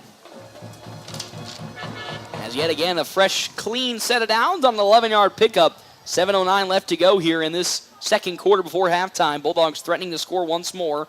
Rockets really overloaded the box that time around and still couldn't find a way to stop Caden Johnson. Jace Powell in at receiver here on the near side. Johnson has Hofstetter in motion. Step backs, looking to throw. Throwing deep towards the end zone in double coverage, and it's going to be intercepted there by Quincy Montoya. Montoya will take it out of the end zone, so probably not the best call, but an interception for Quincy Montoya as Caden Johnson threw it into double coverage. Didn't really put enough power underneath it, and the Bulldogs now with their second turnover here in today's game with 6:43 left to go. A 27-0 lead on the Wicked Fast scoreboard. Yeah, good coverage that time by the Rockets. There was nobody open. Probably would have wanted that one back. A little bit of a force in double coverage from Caden Johnson. But again, that's probably what you'll see from a team that doesn't throw that much, not really aware of how some defensives look in coverage, and a little underthrown ball as well, but all things considered, still a 27-0 lead. A little for overconfident. Everything you've done today has worked, so why not throw one up there? So shotgun formation once again for Zane Scully. He'll step back and he'll keep it, and immediately is stuffed there by Jake Kincaid off of the read option. Kincaid not even fooled, and he stops Zane Scully right in his tracks. Jake's having himself a game. 3-yard loss on the play. Scully, 4 carries for minus 10 yards. Woof. And it's tough to come in against this Bulldogs defense that has just been dominating this Lincoln Northeast offensive line, as I think still in a quarterback is Scully. I saw a late addition. I thought that was going to be maybe Matson, but to the far side, it's actually going to be Landon May for the Rockets. Free rusher, Lathan Huntsman up the middle. May will not catch the football as it falls right in front of him at around the 10-yard line, but Lathan Huntsman went unblocked up the middle and almost got to Zane Scully for a safety. Yeah, 16's a quarterback. Matson did come back in. That's what I thought. I thought I saw Grant Matson kind of check in late, but still he almost got taken out by Lathan Huntsman. So third down and 13 for this Rockets offense. Matson in at quarterback once more. Matson hands it off up the middle and immediately stopped there, I believe. Carter Dishman right off the block stops up the middle with it. Caleb Paulson, actually, correction, that's Cameron Bradford. As Bradford springs up from the pile, but boy, there was nothing doing it there as Carter Dishman once again. Big stop, and now another sketchy moment here for this Rockets special teams unit as Colton Sims is deep, and I mean deep in his own end zone. He's barely standing on a letter of the, standing on the tee. In Top of the tee. That's how deep he is. 4th and 13, 27-0 lead for North Platte High School here on the Wicked Fast scoreboard as Sims gets a better snap that time, and he'll boot one, and it'll be bounced right in front of Harper Whitney. He'll glove it. Oh, actually drop it around the 42-yard line and slip and fall. Slipped and fell. At around the 41, so not a clean look for Harper Whitney, but still a good receive, and the Bulldogs will now take over yet again with 5:09 left to go here before halftime. 1st and 10. I would suspect coming out of half, maybe North Platte will probably play one drive of its offense, first team offense, and then probably switch it on over to the second team. We're going to get familiar with some of the young guys here in the second half, I believe. My favorite time. I do love a good third or second and third string appearances in these games. Keeps us on our toes. That's right. As now on comes Carter Dishman, late for North Platte with 15 seconds here on the play clock. Johnson under center with Trayton Burke, the big man. Man, he really is nice and big out there. Good heavens, he's gotten bigger. As the pitch out now to Rance Hofstetter. Hofstetter cuts up field. He's tackled from behind, and now we have a late flag at around the 30-yard line. Illegal man downfield, you think, or you may think a hold? That one's like way in the secondary, though. There. The only person I saw out there for North Platte, I think, was Seth Penn. Yeah, Matuzak was out there, too. Holding. On the offense, okay. Yeah, that was a very, very deep flag. As checking now in for North Platte High School comes Jake Kincaid, as Carter Dishman now will run himself out. So it's now first down and 15 for this North Platte offense. Bad news hold, good news. You had linemen 10, 12 yards down the field. They were really getting after it. Some good leverage here. 5:03 left to go here in this second quarter on the Wicked Pass scoreboard. As Johnson trying to find his play call in the sun. That is the tough part right now of an earlier game. That sun is right in his face. So Johnson under center once again. Trayton Burke right behind him. In motion comes Rance Hofstetter. Burke now with it. Up the middle. Trayton Burke trying to hurtle through a man, and he'll fall at the 40-yard line. So, of course, Alonzo Torres, the shiftier back. Lathan Huntsman, the speed back. But Trayton Burke, the power, reminds me of the physical appearance of Brock Robley 2 years ago. As it's now second down and 8 for North Platte High School, following a good solid pickup from Trayton Burke. Yeah, he's a big kid back there. He's the biggest of the three power backs we've seen. So he'll bring most certainly the power aspect, as Johnson will pitch it out to Javen Reyes. And there might be another hold, and there is going to be another hold on Rance Hofstetter as Reyes will get to about the 35, but that's tough for Rance Hofstetter as Reyes went right to him, and Hofstetter, of course, can't look and see it, and with that, it's another hold for this Bulldogs offense. I think if he would have cut inside Hofstetter, it wouldn't have been that hold, but he went to the outside of him. And again, nothing you can do as Hofstetter because you can't really see the play behind you, so it's a tough read on his end to when do I let up the block. And, of course, Rance Hofstetter's backup quarterback for North Platte High School this year, listed on the depth chart, so getting converted over to running back with the amount of injuries they've had on the running back side. Yeah, last year was a lineman that kept, it was offensive line that got decimated by injuries. This year it's the backfield. But the good news about the Bulldog way is don't have to really worry about, who you're bringing in, because that offense is so set up to really be plug and play with anybody you put in. Second down and 15 for the Bulldogs with 4:27 on the Wicked Fast scoreboard. The pitch out to Rance Hofstetter. He has some daylight. Hofstetter bounces it to the outside, and another flag. I don't know about that one from Brady Hanneborg is who they're going to ding, but it looked like he let up. Or maybe it's Javen Reyes. But another hold for North Platte, and this drive continues to go backwards.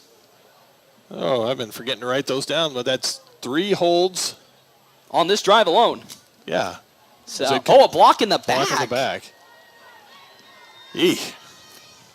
Now that one's a little tougher, as out comes Rance Hofstetter, and checking in now comes Gabe Moreno for his first time on the offensive side of things, and this Bulldog offense just keeps going back. This one an even tougher penalty, as that's 10 yards. It's second and 25 for the Bulldogs, now back in their own territory at the 44-yard line. Johnson under center, Trayton Burke right behind him. Javen Reyes in as well as Gabe Moreno. Reyes in motion, the handoff to Burke. Burke with some daylight, tries to cut back upfield, and he'll be gang tackled. First on the seam, Liam Gallagher for the side of the Rockets, so Burke might get 2 if he's lucky. It's third down and 23 for North Platte, as checking in comes Carter Dishman, and out goes Max Negley as well as Trayton Burke. As Lathan Huntsman now in, as well as Jace Powell for North Platte High School. So a third and about forever with 3:40 left to go on the Wicked Fast scoreboard. Might see a play-action pass here, Jeff Smeltzer. Yeah, third and, 21, 22? 22. Single high safety right now could convert into a 2 deep for Lincoln Northeast. In motion, Reyes. Johnson stepping back. He's looking to throw. Johnson going to step up in the pocket now. Going to get gang tackled by white jerseys there. First off, Marquis Siders.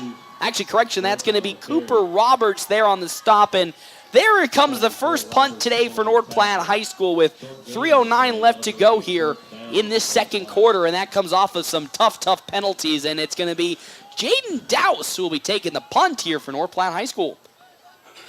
Yeah, the Dogs have gone through a few punters this year. And that has been their probably weakest aspect of this season, has been their punt unit. Luke Borges has gotten a couple of bad shanks at poor times, unfortunately, as deep to return is Quincy Montoya for this Rockets. I think Malachi Camacho got his shot at punting a few times. That's true. 2 seconds left to go here on the play clock. They'll be able to get it out. High kick from Dowse. It's not going anywhere. as it's going to fall and take a bad bounce and make its way maybe to around the 35-yard line for Lincoln Northeast. Thank you again to our sponsors here for today's game. Bad Apple Repair. All your from cracked screens to busted speakers and even those stubborn charging ports, Bad Apple Repair has you covered. Swing by Zeller Motor Company today and get your Apple back in the game with Bad Apple Repair. First down and 10 for this Rockets offense. Probably their best starting field position in today's ball game. At around the 37-yard line, 2:23 left to go here on the Wicked Fast scoreboard. It's 27-0. Big boys on the front line. You got Halverson and Carson Davis, Gabe Moreno, and Jake Kincaid. Now back in at quarterback is going to be Grant Matson. At running back is going to be Caleb Paulson. 4 wide receiver set for the Rockets. Matson stepping back. Quick throw to the far side. Gloved up there on the side by Drew Van Dyke. But he can't get away and actually will get away from Caden Johnson before a ton of blue jerseys tackle him after about a 1 or 2 yard gain. Levi Sherman slow to get up. He shook through Caden Johnson's tackle, but a gang of blue jerseys were there to stop him. 2nd down and 8 for the Rockets. They tried to come in fast and heavy on that play to catch North Platte off guard, but couldn't do so. No, Matson on the day 3 for 4, but only 10 yards of total passing yards. Grant Matson now rolling to the right on a play action, looking down the field, still looking now. He'll take off and run with it. Matson, will be tackled, and the ball will go out. And now there's a late push from Levi Sherman, and now he might have a little bit of a scuffle and a flag. A bad play there on the side of Jace Powell, and Powell going to get it from Coach Kurt Altig. They always get the second guy. Levi Sherman there to protect his quarterback, who did take quite a nasty hit on the near side. The ball did get fumbled.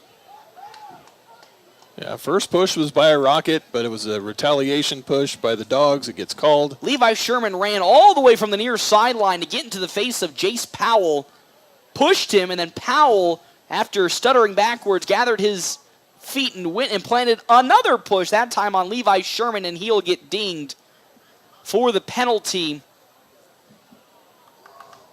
As Lathan Huntsman having a talk now with Coach Kurt Altig on the field.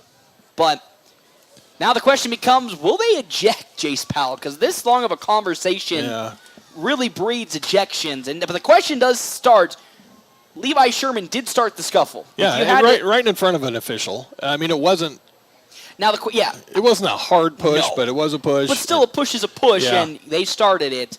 I don't want to be like pointing. Sounds like I'm a child here pointing fingers at who it was. But with how long they are discussing this conversation right now on the near sideline, you're expecting potentially some ejections, actually. Because you don't talk this much for a personal foul. Yeah. And maybe even the call might be the late hit.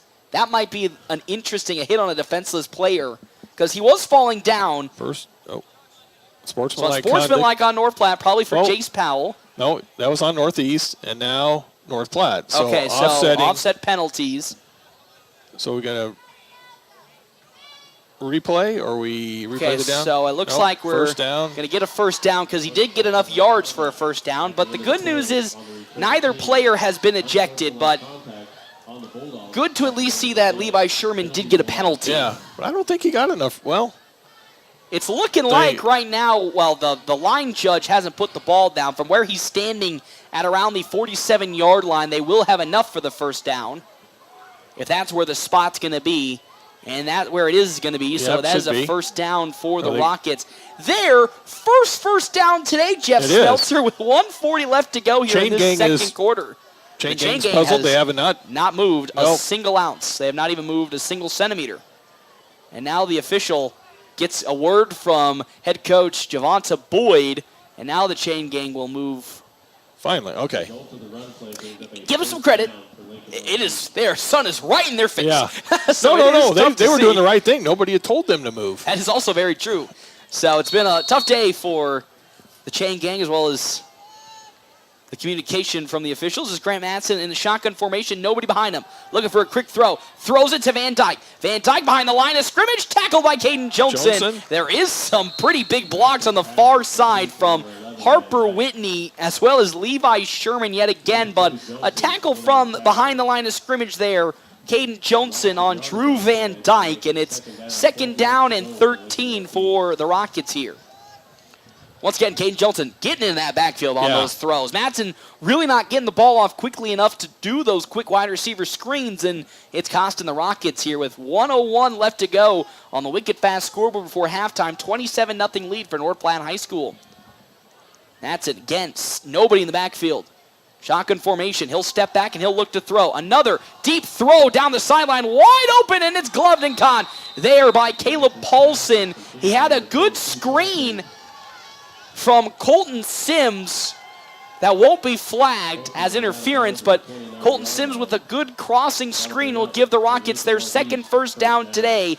It's now 1st and 10 for Lincoln Northeast at the Bulldogs' 34-yard line. Yeah, if he kept his feet, that was a touchdown. That was going to be quite a touchdown, but also a good crossing pattern and get a block. As Madsen looking, throwing down the middle of the field, caught and brought in there by Quincy Montoya. As now hurry-up offense, 38 seconds left to go here in this second quarter as the Rockets trying to get a score. It's another 1st and 10 for Lincoln Northeast. Madsen, empty backfield, 5 wide receivers.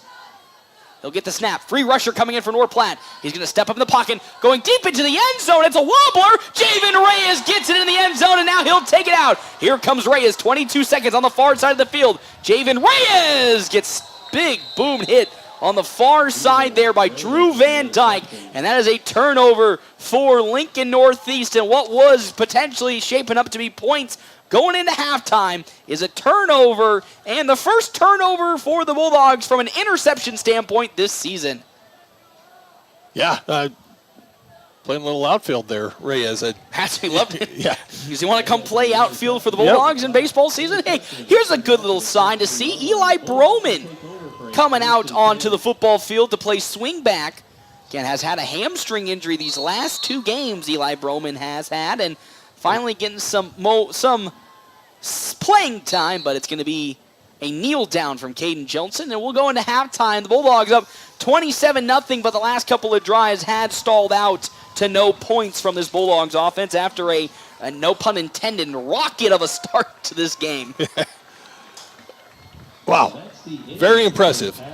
It really has been impressive, and it's kind of one of those things that you sit there and wonder, man, what was I thinking that this team wasn't going to be able to run through this Rockets team as good as quick as they have been so far this season. Again, you brought up a good point about how, where did the Rockets get 60 points from one season to another? Right, yeah. But to the level that this North Platte team has been dominating the Rockets, up front, outside, running the football, tackling, even though the turnover battle isn't going the way of North Platte so far, as well as the penalty battle, I say a pretty good first half for North Platte High School. Sure.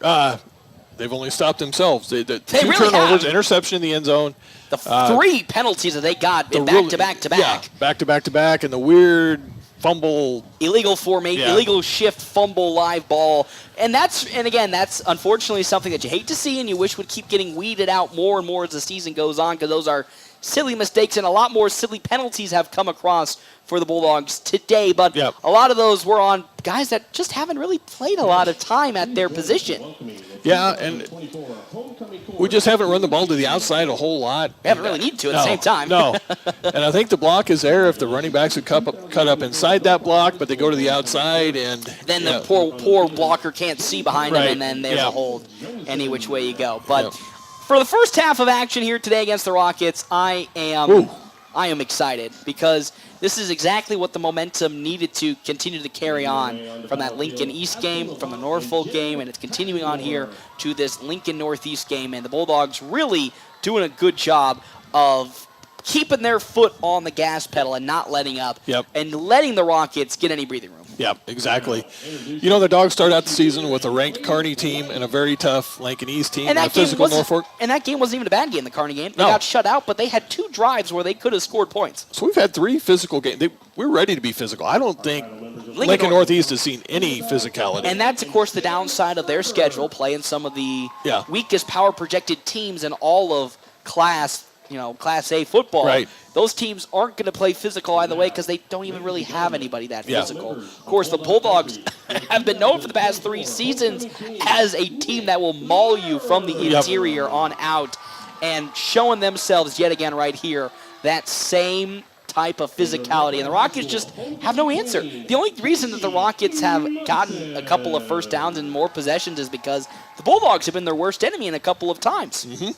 Yeah, they've given up 30 yards of penalties on one drive and 3rd and 22.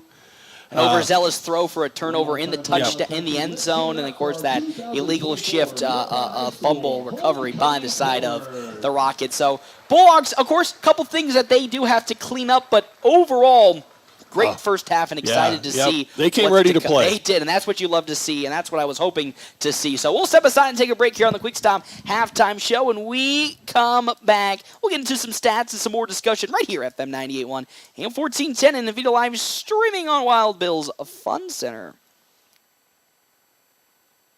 That's a cut above the rest. Welcome to Zeller Motor Company, where you can experience the difference. With over 40 years of combined sales experience, Nate and Joe know how to get you behind the wheel of your dream car. And when it comes to financing, Amanda brings over 20 years of banking expertise to make your deal smooth and stress-free. Why settle for ordinary when you can experience the difference at Zeller Motor Company? Visit them today and drive away with confidence. Even if it's been years since you graduated, your college team is your team for life. Well, you can have a Farm Bureau agent for life, and auto, and home, and business insurance. Imagine that. One insurance agent for everything. It's that simple. So get a Farm Bureau agent for life. Visit Jay Engel in North Platte at www.fbfs.com. Farm Bureau Life Insurance Company, Farm Bureau Property and Casualty Insurance Company. Cracked windshield, foggy windows, need custom glass work? Look no further than Larry's Glass in North Platte. For over 40 years, Larry's has been your go-to spot for all things glass. From auto to residential to commercial. If it's glass, Larry's Glass has it covered. Fast, reliable, and done right the first time. Trust the experts at Larry's Glass to keep you safe and looking sharp. Call Larry's Glass today, 308-532-7675, or stop by 211 West 5th. Larry's Glass, where quality is clear as glass. Get ready for the ultimate fun day out. Start at Brigham's Tap Room with a brand new menu you won't want to miss. Catch all of the action on game day with your favorite teams on our big screens. Pair the excitement with amazing drinks, and you've got the ultimate game day experience at Brigham's Tap Room. And when you're ready for more fun, head over to Wild Bill's Fun Center. Dive into our action-packed arcade, knock down pins in our bowling alley, and gear up for an epic laser tag battle. There's something for everyone at Wild Bill's, where the fun never stops. Can you feel it? The feeling of starting something new. The feeling of success. At Mid-Plains Community College, our instructors are ready and willing to support you on every step of your educational journey. Whether you're just starting out or changing careers, MPCC can help you transform your future. Learn more by visiting our website at mpcc.edu. That's mpcc.edu. Hands of Heartland has offered support and services for those with developmental disabilities in Nebraska since 1998 and is now bringing those services to the North Platte area. Residential services, respite services, community services, and even day services. Hands of Heartland offers a full array of services from 24-hour supports to just a few hours per week. Learn more today online at handsofheartland.com. That's handsofheartland.com. Hands of Heartland, providing creative opportunities to live and grow. The Bulldogs play here on FM 98.1 and 1410 AM. KWOQ AM, North Platte. Merrick's Ranch House is a proud supporter to bring you this game. Dine in, order online at merricksnp.com, use DoorDash, or call 532-8200 for carryout. Merrick's Ranch House. North Platte Post Sports.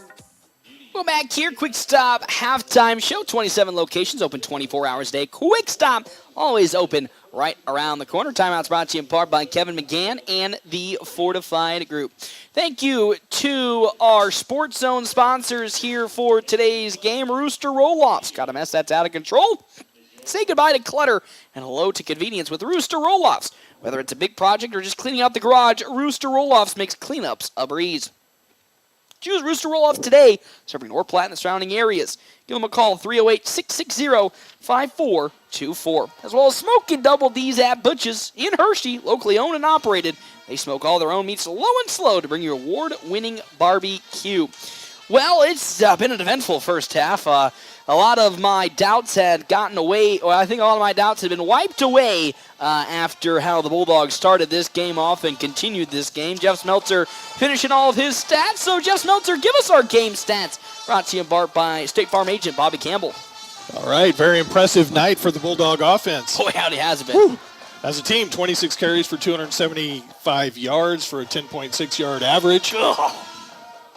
Credit the offensive line for that. They've been creating so many, and a lot of it's not come as outside runs. A lot of it's been up the middle, kind of off guard up the right past center type of runs, and they've been really dicing up this Rockets defense from that standpoint. Just those jabs right up the middle, just jab, jab, jab, punch, punch, punch. Individual stats: Javen Reyes, 2 carries for 19 yards. Rance Hofstedler, 2 carries for 15 yards, and I may have missed a carry there. Yep. So I apologize. Don't come get us. I apologize. I'm not the official. Caden Johnson, 6 carries for 114 yards with that big 62-yard run. Lonzo Torres, 4 carries for 42 yards before he took the rest of the night off. I get it's probably a safety thing with the way the game's been going. Yeah, you don't really need to precaution. run. His helmet's been on. I think he could go back in if it were a close game. But it makes me also really sad because boy, he was just cutting that defense to shreds. Yeah, 10 yards a carry for Alonzo.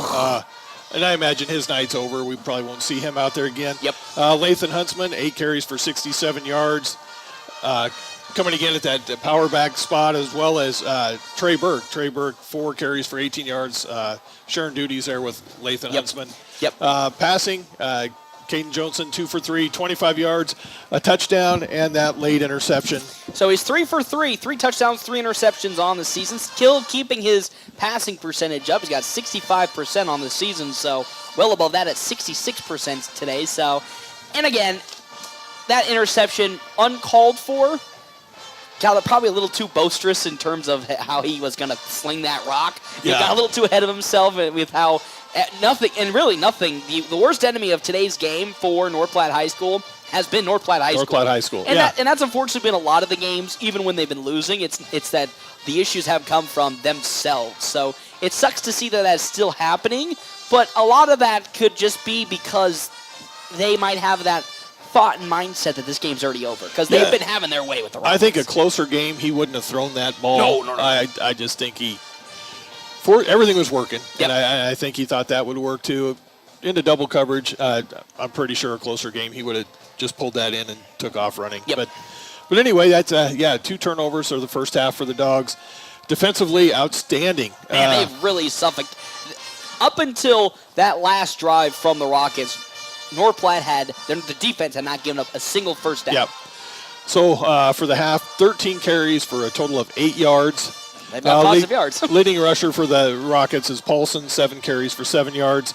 Matson, high percentage, 6 out of 7 for a total of 37 yards. 29 of them came on those 2 passes. Yep, those last 2 plays, and an interception.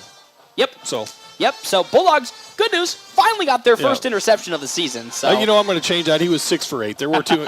There was an incompletion and the interception, so he was 6 for 8. So again, a lot of positive things, a lot of exciting things that we enjoyed watching this half for the Bulldogs. The dominance up front, the way that they've just been dicing this defense up, and the way they've been dicing every defense up this season has been spectacular. It's just those darn mistakes on their own end. Fumble that. Okay, I sit there and I talk about their own mistakes, but the 2 turnovers today, one of them was off of I think a weird play that I don't even know if a high school player would know off the top of their head. And I assume they heard a whistle, because I thought I heard a whistle on that illegal shift fumble recovery turnover. Yeah, I swear the only one that was moving was one who went and grabbed the ball away. It was Levi Sherman. Yeah. Other than that, I think there's 21 guys who thought the play was over. Yep, and then, of course, the interception was probably a little overzealous on the throw, and if the game was a little more closely contested, he probably would have just taken off for a run anyway. So it's more about the penalties today, this time about. And I thought the Bulldogs have been actually this season very good at their discipline in terms of penalties.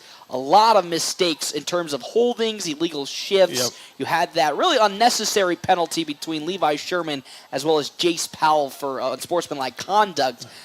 And those really have been the killers for North Platte's drives, have just been those penalties.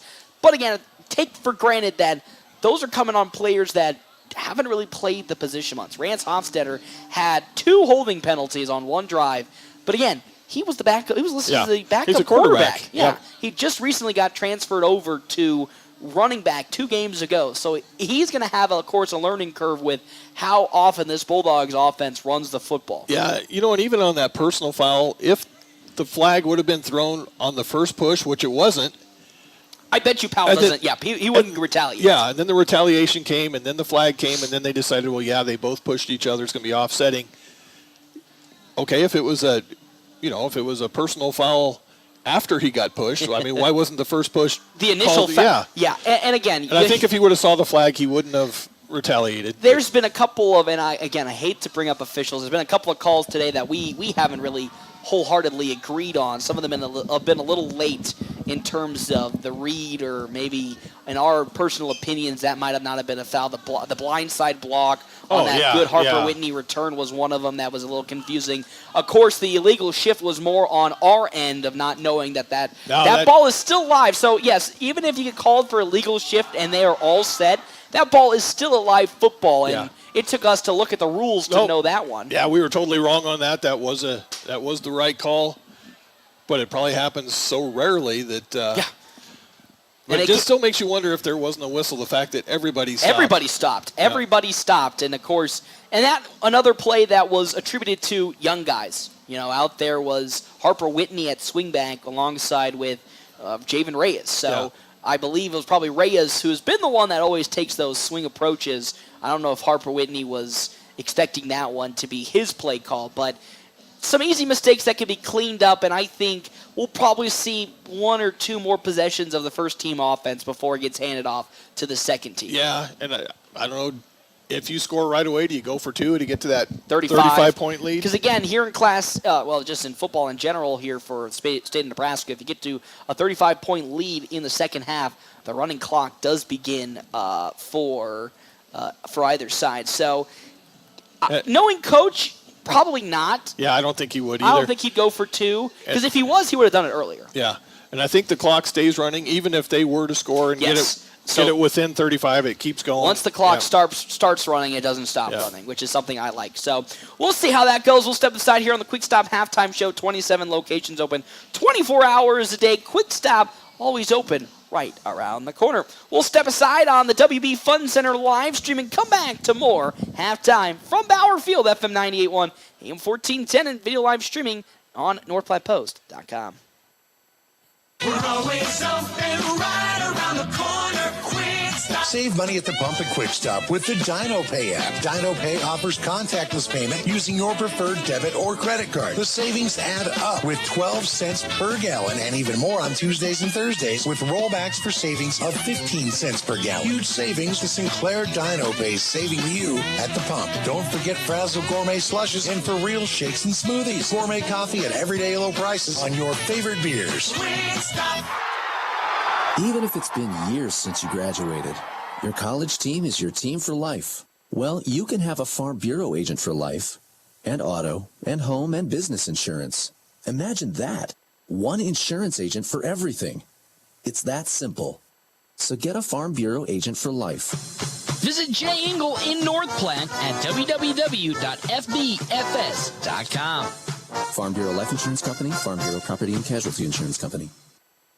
Hands of Heartland has offered support and services for those with developmental disabilities in Nebraska since 1998 and is now bringing those services to the North Platte area. Residential services, respite services, community services, and even day services. Hands of Heartland offers a full array of services from 24-hour supports to just a few hours per week. Learn more today online at handsofheartland.com. That's handsofheartland.com. Hands of Heartland, providing creative opportunities to live and grow.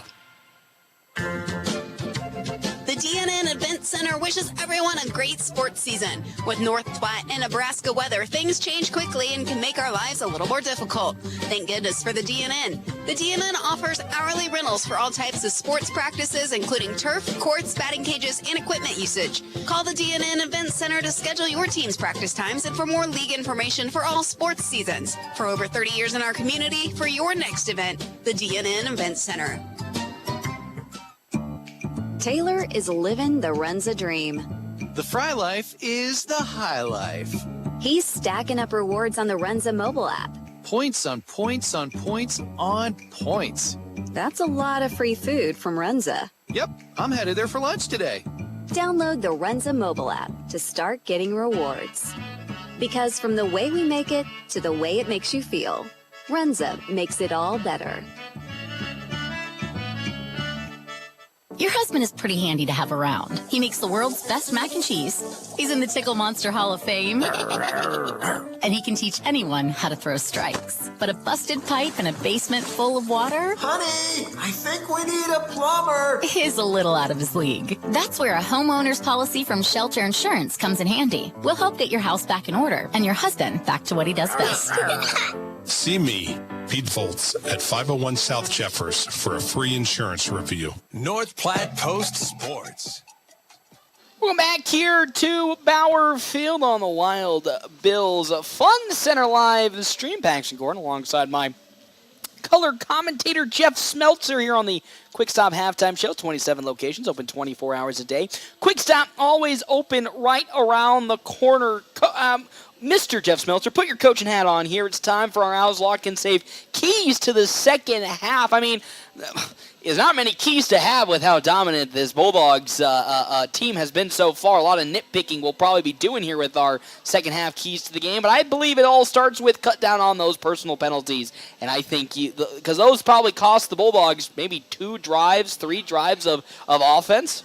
Yeah, it really did. And it's a matter of, how bad do you want it? How bad do you want to dance? Because it's the homecoming. It's homecoming. You get to that running clock, and you're out of here a little bit earlier, fellas. And a lot of, and again, there's been a lot of talk off air between some of the players I've had is, they've been tired of being the team that unfortunately gets blown out when they go to the homecoming opponent. Yeah, they're the homecoming opponent, so they're excited here to put that henceforth here against this Rockets team. So I think offensively cut down on those penalties, and I think that'll at least give you 2 free drives off the bat, because there's been really no signs of this Rockets defense stopping North Platte unless it's like 3rd down and 20, 25. You just come out like it's 0-0 second half and just play like you're supposed to. Yeah.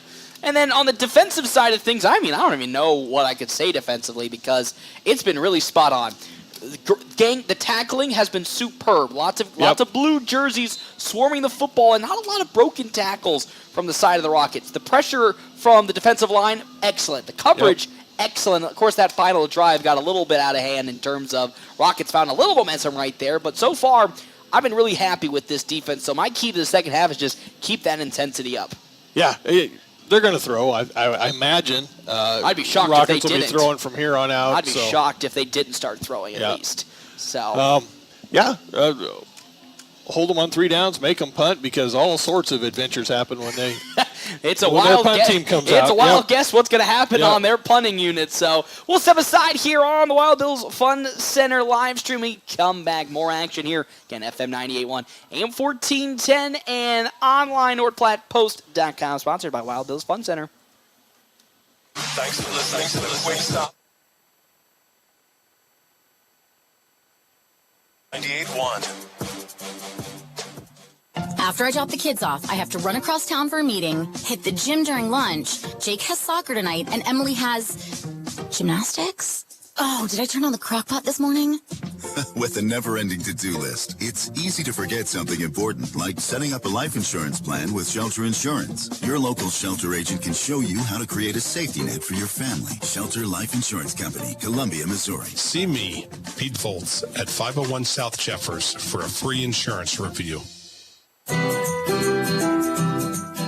If you'd like to start feeling better today, physical therapy can get your health back on track. This is Dr. Chris Kroll at Kroll Clinic Physical Therapy, and our mission is to serve you by equipping you with the power to reclaim your health. Whether you're dealing with chronic pain, acute injury, or following surgery, we take great pride in helping you return to the activities you love. Kroll Clinic Physical Therapy, balancing bodies, restoring life. Most insurance is accepted and no facility fees. Buying a car? It's not always the most pleasant experience, but it doesn't have to be that way. 23 years. That's how long Premier Toyota has been in North Platte community, delivering a car buying experience that's friendly, easy, and fun. Check PremierAutoplex.com first, then stop by your lot at 2600 South Willow Street in North Platte. Come see us Premier Toyota for your next new Toyota or pre-owned vehicle. Premier Toyota at premierautoplex.com. North Platte Post Sports. Welcome back here to the start of the second half here, FM 98.1 AM 1410, and video live streaming on the Wild Bills Fun Center live stream. I'm Paxton Gordon, joined by Jeff Smeltzer. Start of the third quarter, Bulldogs will be kicking off. It's a 7-0 lead if you're a fan of the Nebraska Cornhuskers. I don't know why you would be here in the state of Nebraska. You know, that might be something. 7-0 for Illinois. As a long diehard K-State fan, brought my purple K-State alumni water bottle from last week that I bought. A good $40 well spent here, as Luke Borges will be kicking for the Bulldogs. Here again, it's 27-0 on the Wicked Fast scoreboard. Have you downloaded the My Phillips 66 app yet? If not, you're missing out on so much savings with Wicked Fast. Stop on over to Wicked Fast, just across from the Do It Center in North Platte. As well as our other sponsors here for today's game, Premier Toyota. Premier Toyota has trained technicians on hand, so you know you're always getting the very best in service and repairs. Schedule your service and factory scheduled maintenance today and keep your car running strong at Premier Toyota. So the Bulldogs will be seeing the defensive side of things for the first time here in this second half. The Rockets did get a little bit of momentum to end that second quarter, Jeff Smeltzer. We'll see if they can continue that momentum here in the third. Yeah, they're probably happy with the way that last drive was working until that interception. They had a couple nice completions there. 5 wide receivers, empty backfield for Grant Matson as Levi Sherman comes in motion. Matson has to step in the pocket, throw it down the middle of the field, and it's intercepted there by Harper Whitney as he comes to the near side, and he'll be tackled at the 30.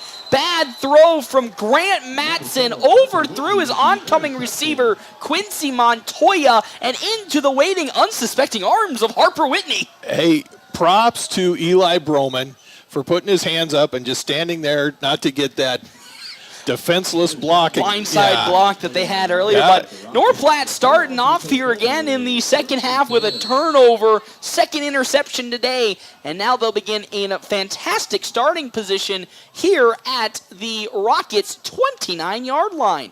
Johnson under center with right behind him Lathan Huntsman. Huntsman off the right side of the line, has some daylight, tries to cut back, and he will keep the legs turning and be rolled forward to around the 24-yard line. So Lathan Huntsman did take a couple of tough dings, and up slowly comes Josh Varga, but Bulldogs keeping this drive off of some good rushing from the side of Lathan Huntsman, 2nd and 4. No, that was consecutive interceptions by Matson. Those are back-to-back interceptions. That's tough. Nice play by Harper Whitney on the defensive INT. Johnson again under center. Reyes was in motion. Johnson gonna hand it up to Huntsman up the middle, and he'll keep pushing his way forward. A good second effort from Brock Matusak to push Huntsman for enough for the first down. How about that second effort from Matusak to help Lathan Huntsman get the first down. 1st and 10 now for North Platte High School. At the Rockets now 18-yard line. So we're in the red zone here to start this second half, as now Caden Johnson cuts back upfield. He's swarmed by a bunch of white jerseys. There was Soroyle Ballard was also in the tackle alongside, I believe, Aiden Varga. So a nice little good pickup of maybe 4 yards for Caden Johnson to make it 2nd down and 6 for the Bulldogs with 10:33 on the Wicked Fast scoreboard left to go for the fourth quarter. 27-0 is the lead for North Platte, and they're driving once again. Johnson under center. Lathan Huntsman right behind him to the far side. Rance Hofstetter with Javen Reyes. Hofstetter in motion, but they're going to hand it off to Lathan Huntsman, and he is immediately stopped there, probably by Levi Sherman. It is Levi Sherman who's been the star tackler today for this Rockets defense. He has been all over this field, and it's 3rd down and 4 for North Platte High School. That's the lone bright spot on defense. He's a good ball player. He's a heck of a ball player. He was a good ball player last year for this Rockets squad on the defensive side of things, and good to see him at least come back for this year. Probably a senior. Yeah, it'd be nice to know those things. Yeah, coach didn't provide that, I unfortunately. know it. Hate to see that. As Caden Jones again under center, 3rd down and 5 for this North Platte offense. Lathan Huntsman again right behind him. Johnson, quick handoff to Huntsman off the left side. He's got some daylight. He'll roll his way forward, probably enough for the first down. He'll get 7 yards on the carry at least. to make it first down and almost goal. It will be first and goal at the 6-yard line of the Rockets. That's 87 yards on 7 carries. Oh, excuse me, no, 12 carries, sorry. 12 carries, 87 yards for Huntsman. Almost also up to that 10 yards per carry mark. As Johnson again under center. Huntsman right behind him. Will probably punch it into Huntsman right here. In motion, Hofstetter. Johnson going to keep it. Now bounces to the outside. He has some daylight into the end zone for a North Platte touchdown. No.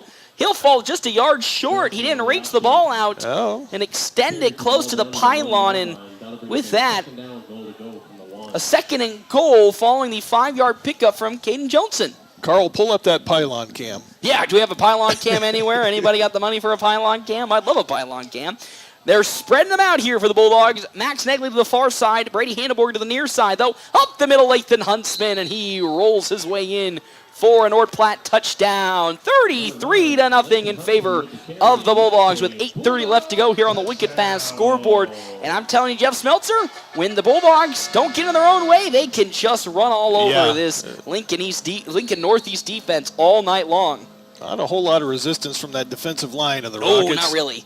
Not really, as up for the field goal now comes Luke Borges. That's hopefully a better snap, but a good snap. The kick is up, and it's good for North Platte High School. 34-0. They haven't reached the coveted running got to the magic clock, number yet. But with the way that they've been playing offensively and defensively, wouldn't be shocked if it comes next possession with 8:30 left to go here on the Wicked Fast scoreboard. Good to see a few St. Pat's fans here in attendance tonight. I know that game did get canceled. I'm really interested as to why. They said low numbers by Alma. They win by forfeit. Now, if somebody would want to respond, what is the final score when you win by forfeit? 1 point. Is it 1-0? 1-0. I didn't know if it's 2-0 or 1-0. It's 1-0. Okay. You can look at our North Platte score feed at the top of all our video streams, brought to you in part by Wild Bill's Fun Center. But yes, North Platte St. Patrick's top 5 team in all of it. Was it D1 or D2? No, I believe they're D1. Are they D1? Yeah, they kept fluttering around C2, D1, so back into the top 5. They were actually preseason ranked outside of the top 10, now moving their way undefeated up into the top 5 of Class D1. They're doing some impressive stuff. Coach Dodson has another good team over there on the east side of town. Another strong kick from Luke Borges, and it goes out the back of the end zone. And then they have, ever since coming down to D1, they've had a very, very strong team. They just have been unable to get over that playoff hurdle, which has been really their Achilles heel so far. Yeah. Haven't seen them play yet this year. Looking forward to finding them at home on a night that we're not playing. That's right. Yeah, so. Which might be next week at Columbus. That's where the Bulldogs will be. Columbus also 1-2, ranked 2 spots right below us at 21. So here we go yet again for the Rockets offense, trailing 34-0 on the Wicked Fast scoreboard. Still out there, Grant Matson. He is in an empty backfield. 5 wide receivers spreading it out for this Rockets offense. Matson in the shotgun. Gets the snap, steps back, looking to throw. Looking to the near side, throws on the crossing route, finds Montoya. Montoya now up the field at the 30-yard line, and he'll be tripped up there, I believe, by Rance Hofstetter. As now already on the pain scale there is flag. Mr. Montoya, but there's a flag deep in Rockets territory. We might be seeing a hold. Oh, actually, no, we might be seeing a late hit from Kincaid. There's a couple of points towards Kincaid. Yep. Roughing the passer, Jake Kincaid, as Montoya on the far side has a cramp. But more importantly, Jake Kincaid gets dinged for a roughing the passer on the crossing route to Quincy Montoya, and the Rockets now will have a much better field position after that pickup of 10. They'll start at their own 46-yard line. I'm going to have to pull that one up on YouTube. I was watching the receiver. I didn't see. It was one of those bang-bang plays, it looked like. He was just a fraction of a hair too late on the hit. So, shotgun formation, Cameron Bradford to the right of Matson.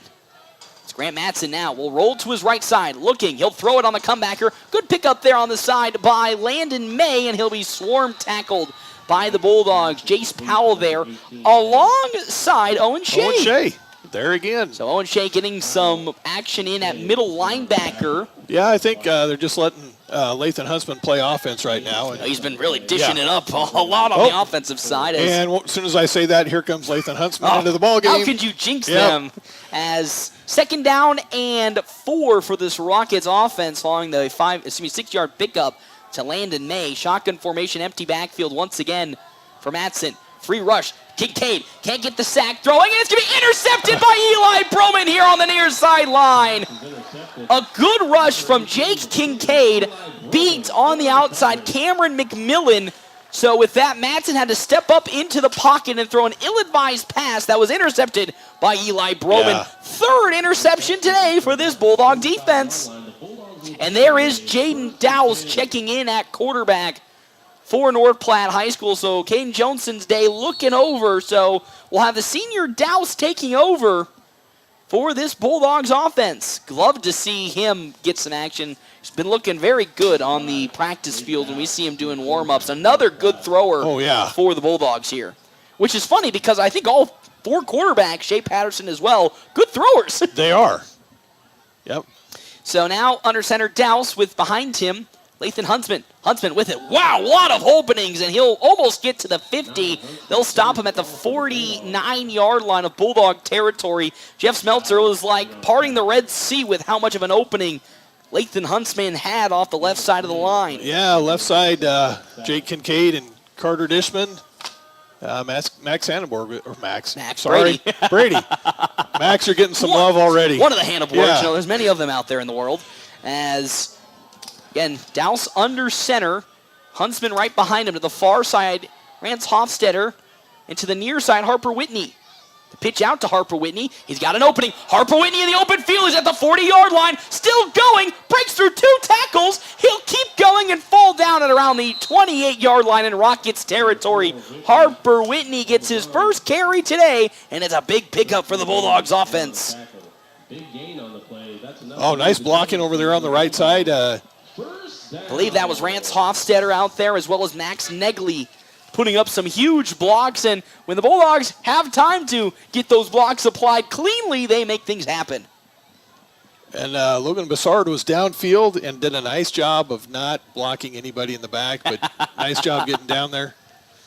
So as Jane Dowse waiting to get the sign, they're going to have to hurry it up here. 8 seconds left on the play clock for this Bulldogs offense.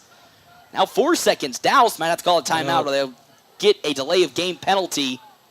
And the Bulldogs will get a delay of game penalty here as Dowse getting the play a little slow in, and that's 5 free yards for this Rockets defense. 1st and 15 now for North Platte High School. Here in this 3rd quarter, 34-0 on the Wicked Fast scoreboard with 6:17 left to go. And, of course, something you'll probably see a lot of from a young quarterback. Even though we say young quarterback, senior, Jaden Dowse, but his first start, or his first real action here for this Bulldogs offense, is a great pitch to Hofstetter. He cuts up field, and he is brought down there by... They'll say it's just a high tackle as there on the stop. Trayton Danley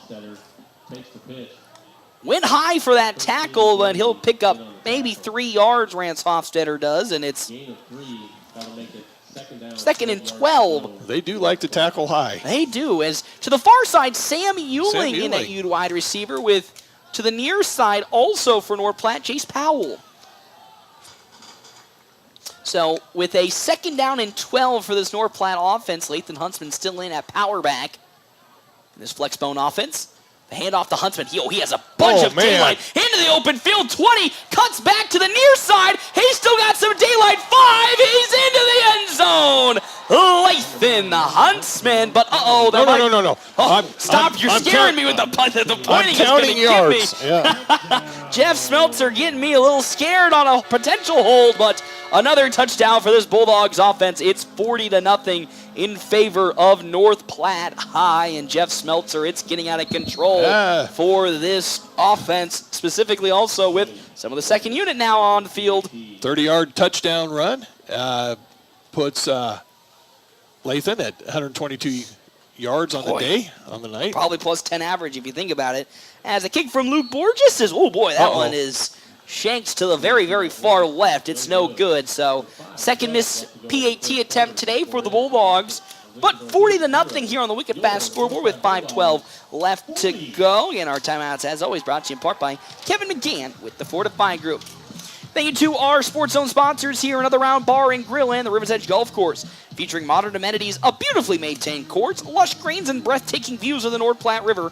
Rivers Edge Golf Course delivers one of the best experiences in west central Nebraska. Call the clubhouse today and set up a tee time with Rivers Edge Golf Course.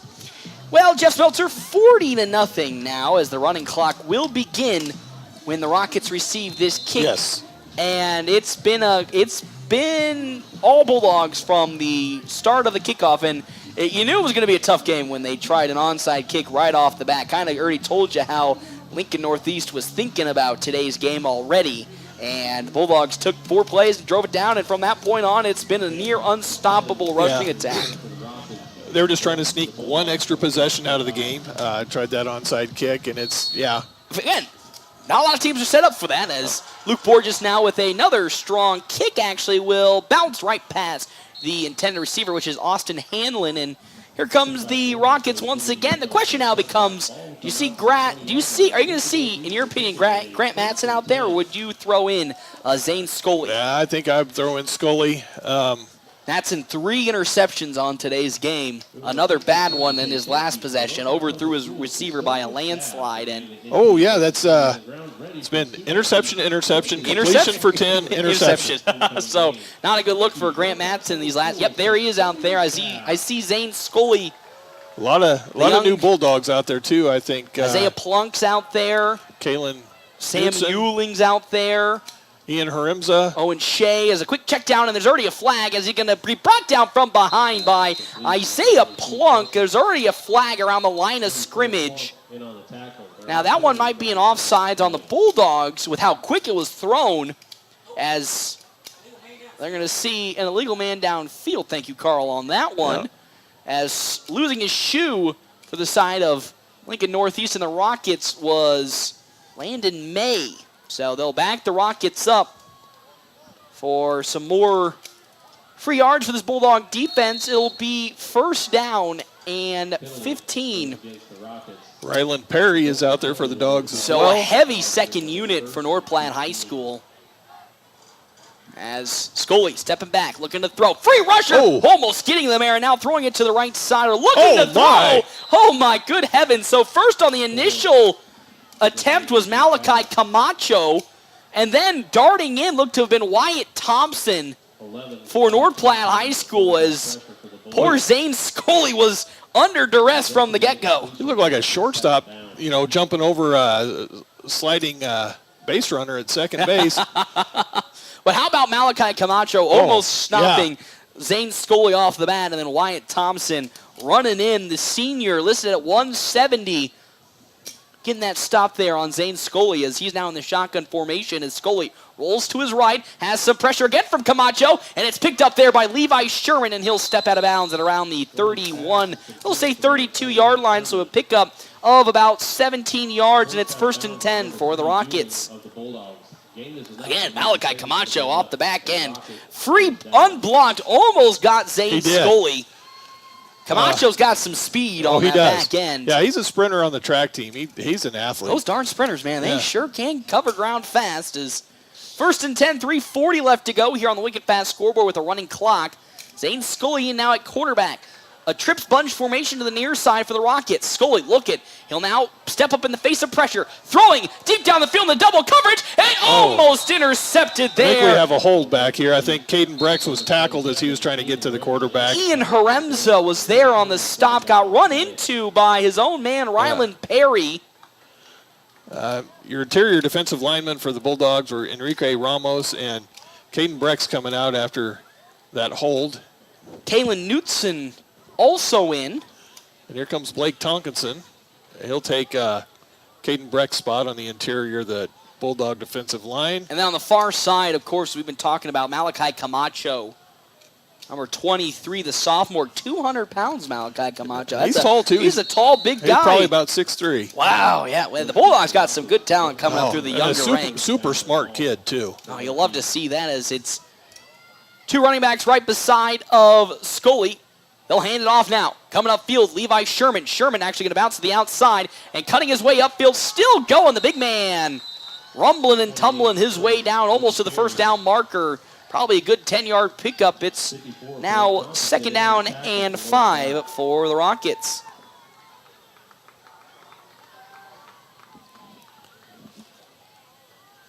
Yeah, he's a load to bring down.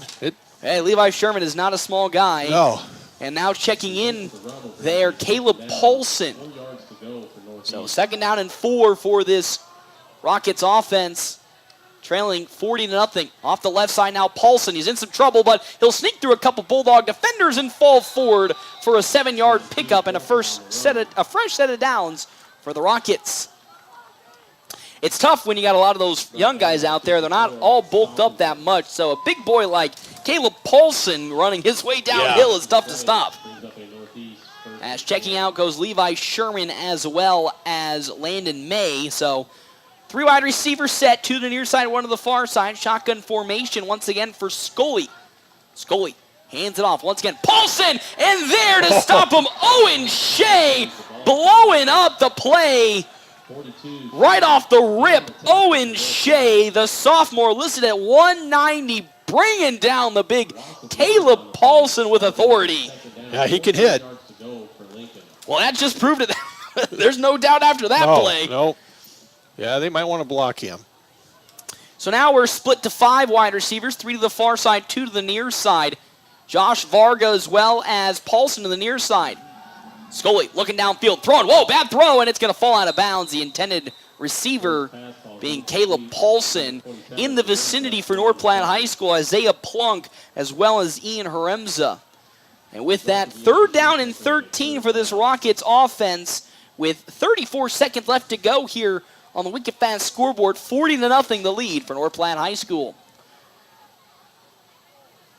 Back to that 5 wide receiver set, 3 to the far side, 2 to the near side. Levi Sherman is in at slot receiver to the far side of the field. Scully has a man in motion, with it being Paulson. Scully now checking it, throwing it all the way to the far side. That's going to be gloved up there by Levi Sherman. Sherman will go absolutely nowhere with it as a plethora of blue jerseys swarm. That's actually Aiden Varga. First there on the scene for North Platte High School, Kalen Knutson. Big lineman was the first one to bring down one Aiden Varga. And just like that, that's the end of the 3rd quarter. Bulldogs lead 40-0. We'll step aside on the Wild Bills Fun Center live streaming. Come back to you with more action. FM 98.1, AM 1410, and live streaming NorthPlattePost.com. Attention, North Platte and surrounding communities. Great Plains Health Home Care Equipment is now proudly serving you from their new location at 220 West Leota Street, Suite 1, right next to Great Plains Urgent Care. Their expert team is here to meet all your home care needs. Whether you need wheelchairs, mobility scooters, lift chairs, or more, they've got the equipment to make your home safer and more comfortable. Call Great Plains Health Home Care Equipment today at 308-568-8510 and take the first step towards regaining your independence. Summer's winding down, but there's still time to tee off at River's Edge Golf Club in North Platte. Enjoy a round on their beautifully maintained greens, complete with modern amenities and stunning views. And when the game's over, treat yourself to an unforgettable dining experience at Another Round, where amazing food and drinks are served up in a relaxed, inviting atmosphere. Remember, they're open to the public. River's Edge Golf Club and Another Round Sports Bar, where great golf meets great dining. Come on out and have another round with them. North Platte Post Sports. Welcome back here to Bauer Field, a 40-0 lead for the Bulldogs. It's now 4th and 10 for this Rockets offense as Scully going deep down the field, wide open. Quentin Montoya gloves it at the 30. Montoya going down the middle of the field, and Quentin Montoya gets the first touchdown today for the Rockets. There in coverage, Isaiah Plunk a step behind, as well as Ian Haremza, and it's the Rockets picking up their first touchdown today off of a big Zane Scully throw. That was a well-thrown ball. That was a pretty pass. Again, we've talked about when this team gets the ability to get the ball into its playmakers' hands, they can make some plays.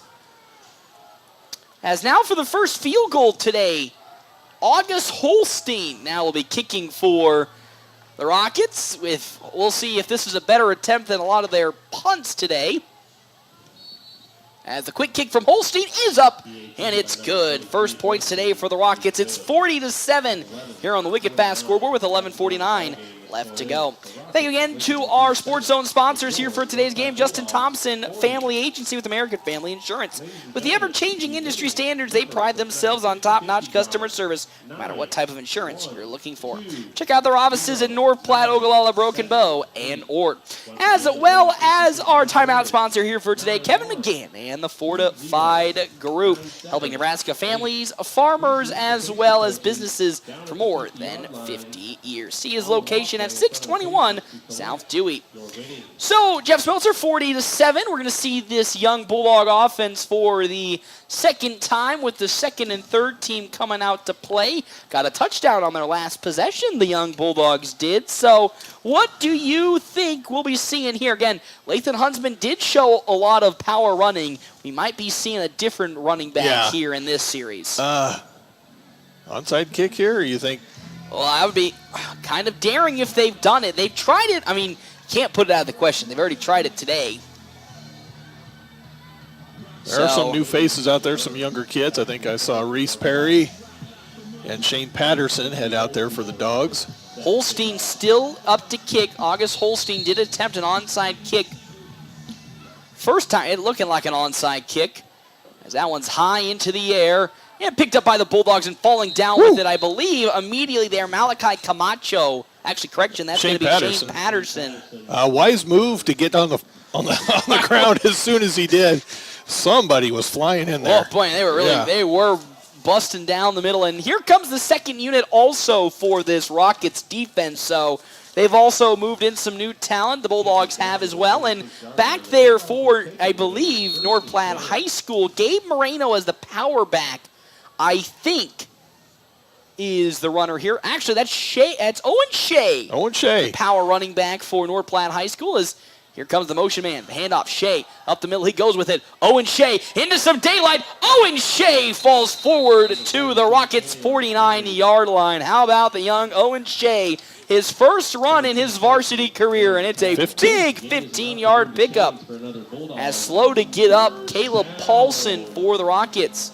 Well, so they've got some of their starters still. Well, they got quite a few of their starters. They've still got quite a few starters out there. In fact, that might all be starters. Yeah. Sherman Paulson, a couple new offensive line faces, Elijah Harris and Jonathan Garcia out there. Also in for North Platte, Jackson Thompson. As now the pitch out, Isaiah Plunk. Plunk cuts upfield. He lost the football, and it's on the floor, and it's picked up by Aiden Varga. Fumble from the side of Isaiah Plunk on his first carry tonight, and it's a Rockets football here with 11:15 left to go in this fourth quarter. 40-7 lead on the Wicked Fast scoreboard. Again, tough for the young Isaiah Plunk as gets his first handoff today and unfortunately results in a turnover. Yeah, kind of more ran into the back of his blocker out there. I think that was Camden Weaver trying to set the edge for him. Tried to make a move. That little extra move cost him as the ball got a little too whimsical on the outside, and just like that, it's a fumble. So, still in the game is Zane Scully. At running back now is Austin Hanlon. Hanlon up the middle with it. Going to bust his way forward and fall to around the, I believe, 36-yard line. So a good pickup for Hanlon on his first carry today. And it's a pickup of 7. It's second down and 3 for the Rockets. So this Rockets offense still has a good majority of its starting offense. Levi Sherman still out there alongside Quincy Montoya. As Landon May to the far side, to the near side, also going to be Drew Van Dyke. Two running backs set to the right and the left. As Scully going to roll and try to pitch it. Ball's on the floor, and it's going to be maybe picked right back up, though, by Hanlon. And it will be picked up on the side by Austin Hanlon. So the pitch from Zane Scully a little dangerous there to Hanlon, but the Rockets recover. It's third down and 3. Kind of looked like a forward pitch, in my opinion. Yeah. Jeff Smeltzer. Kayla Knutson out there almost recovered it. So close. So Knutson now to the near side at defensive end. Trips formation to the near side. Scully now going to run it here to the left side. Vane Scully into the open field, and he is brought down by Sam Euling. First down for Zane Scully, as I swallowed a bug, it felt like, with sneaking up out of me like that. Another first down for this Rockets offense as they drive with 9:55 left to go, a 40-7 lead. Jeff Smelter, the running clock still running right now, 9:52 on the Wicked Fast scoreboard. Gonna say, I'm a big fan of the running clock. When we have the lead. That's, of course, yes. You want it to be the lead as Scully in the shotgun formation has Montoya in rotation. The pitch out to Quentin Montoya. Has some distance. He'll stop and pull back upfield. Oh, and he is spun down from behind. Owen Shea. I'm not going to lie. It kind of looked like a horse collar tackle from my perspective as the defender was, or a blocker was blocking the view. But Owen Shea wrapping up and throwing to the floor Quentin Montoya. That is a no-gain pickup for this Rockets offense. With 9:16 left to go and the clock ticking. Second down and 10 for Vane Scully and the offense. 4 wide receivers, 3 to the near side. Drew Van Dyke to the far side.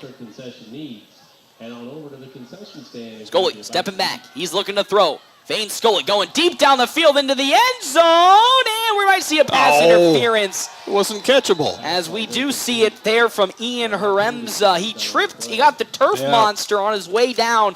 Kind of held up a little bit there. Drew Van Dyke, and he gets called for the pass interference, and that's a bad one. It is. Now Coach Altig having a discussion with the official clear across the field with his discomfort or his upsetness at that foul.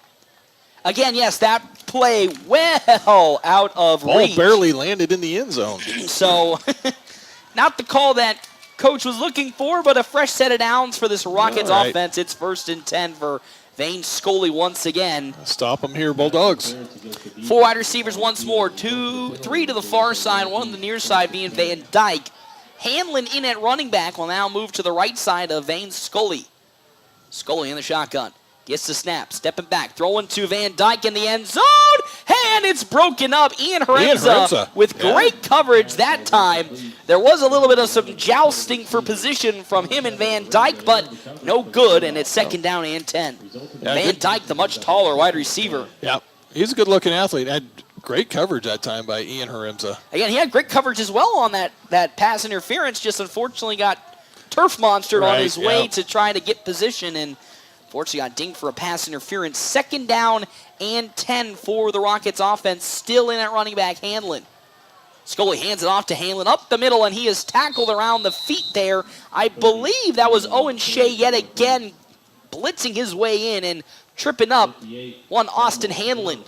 So it's a pickup of probably 4 yards for this Rockets offense. 3rd and a manageable 6 with 8:20 left to go here on the Wicked Fast scoreboard. Still, once again, 4 wide receivers, 3 to the near side, 1 to the near side being Aiden Varga. Now Scully with it, bounces to the outside, tries to cut back upfield, brought down from behind by Malachi Camacho. And Scully is just 1 yard shy of the first down marker. 4th and 1. And we'll most certainly see the Rockets go for it here with 7:50 now left to go on the Wicked Fast scoreboard as I see some lightning approaching to the far end of the field, Jeff Smeltzer. I pulled up my radar a little bit ago. Looks like, down by Curtis area, there's some I know rain. There's going to be some rain coming this weekend, and that's essentially the start of fall. It's going to be 50 degrees on Sunday. So 4th down and 1 for the Rockets here on the near hash line. Hanlon in at running back, Scully in at cornerback. Vane Scully gonna probably hand it off, and we got a flag before they even get set. Yeah, they got the Dogs to jump, I believe. Didn't even set the football down. Encroachment. Offsides against North Platte as the call on the field.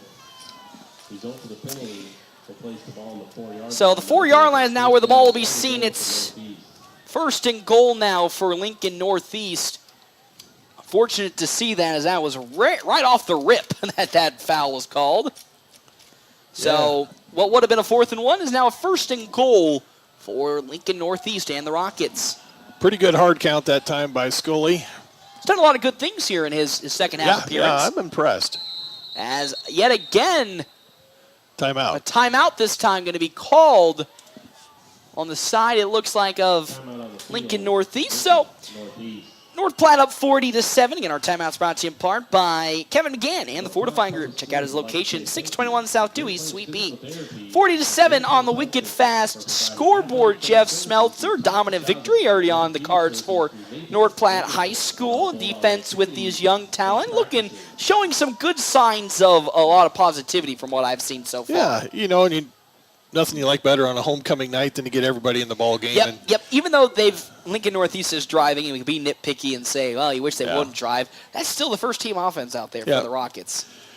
Yeah, it is, and first team defense too. Yeah. And, still getting carved up on the offensive side. Yeah. Defense, yes, they had one big penalty, and outside of that, I really think this young second, third unit defense has been doing. they're doing fine. Fantastic. A lot of faces that you've been seeing now: Owen Shea, Malachi Camacho, Ian Haremza, Kalen Knutson getting some time, and they've been making plays up and down the line, and that's what you want to see from a team that is not only winning this game but also showing some of its young talent off. Yeah, and for a Bulldog team that has a lot of seniors, it's good to see these sophomores out here. That's the future getting some right experience. there. Yep.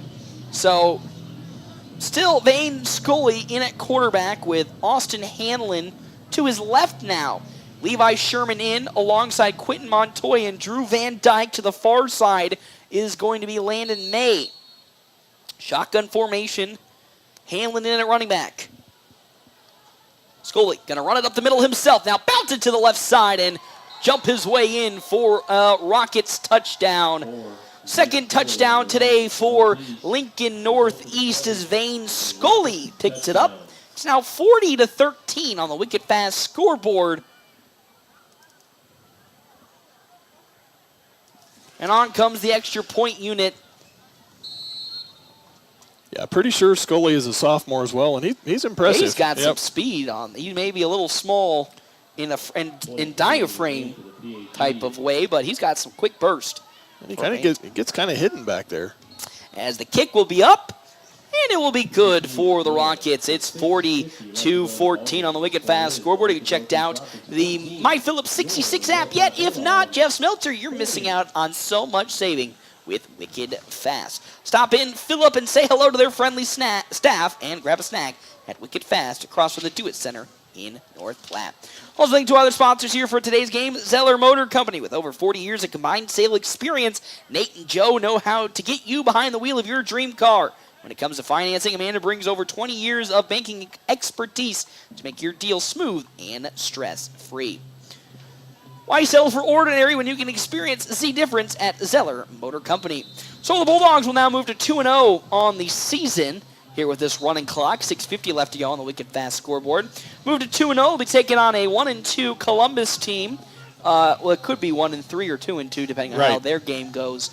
Today I'll take a gander at when they come across on our scoreboard on the top of our Wild Bills Fun Center live stream. But a team they beat pretty convincingly last year as well, the Columbus Discoverers. And then after that, Omaha Benson to start the month of October.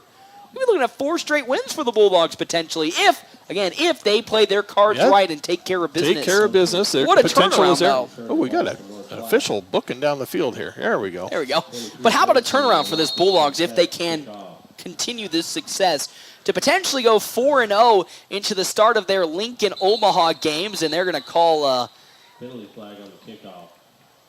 I'm going to say, I don't even think it crossed the 10-yard line, or they're going to say a false start. Yeah, there's several on the coverage team that got ahead of the kicker on that one. So we'll probably see yet again another onside kick for the Rockets here as they're going to try to kick it up the middle. I believe, I'm trying to see who it was that collected that football. I think it's Blake Tonkinson. It is Blake Tonkinson who received that onside kick.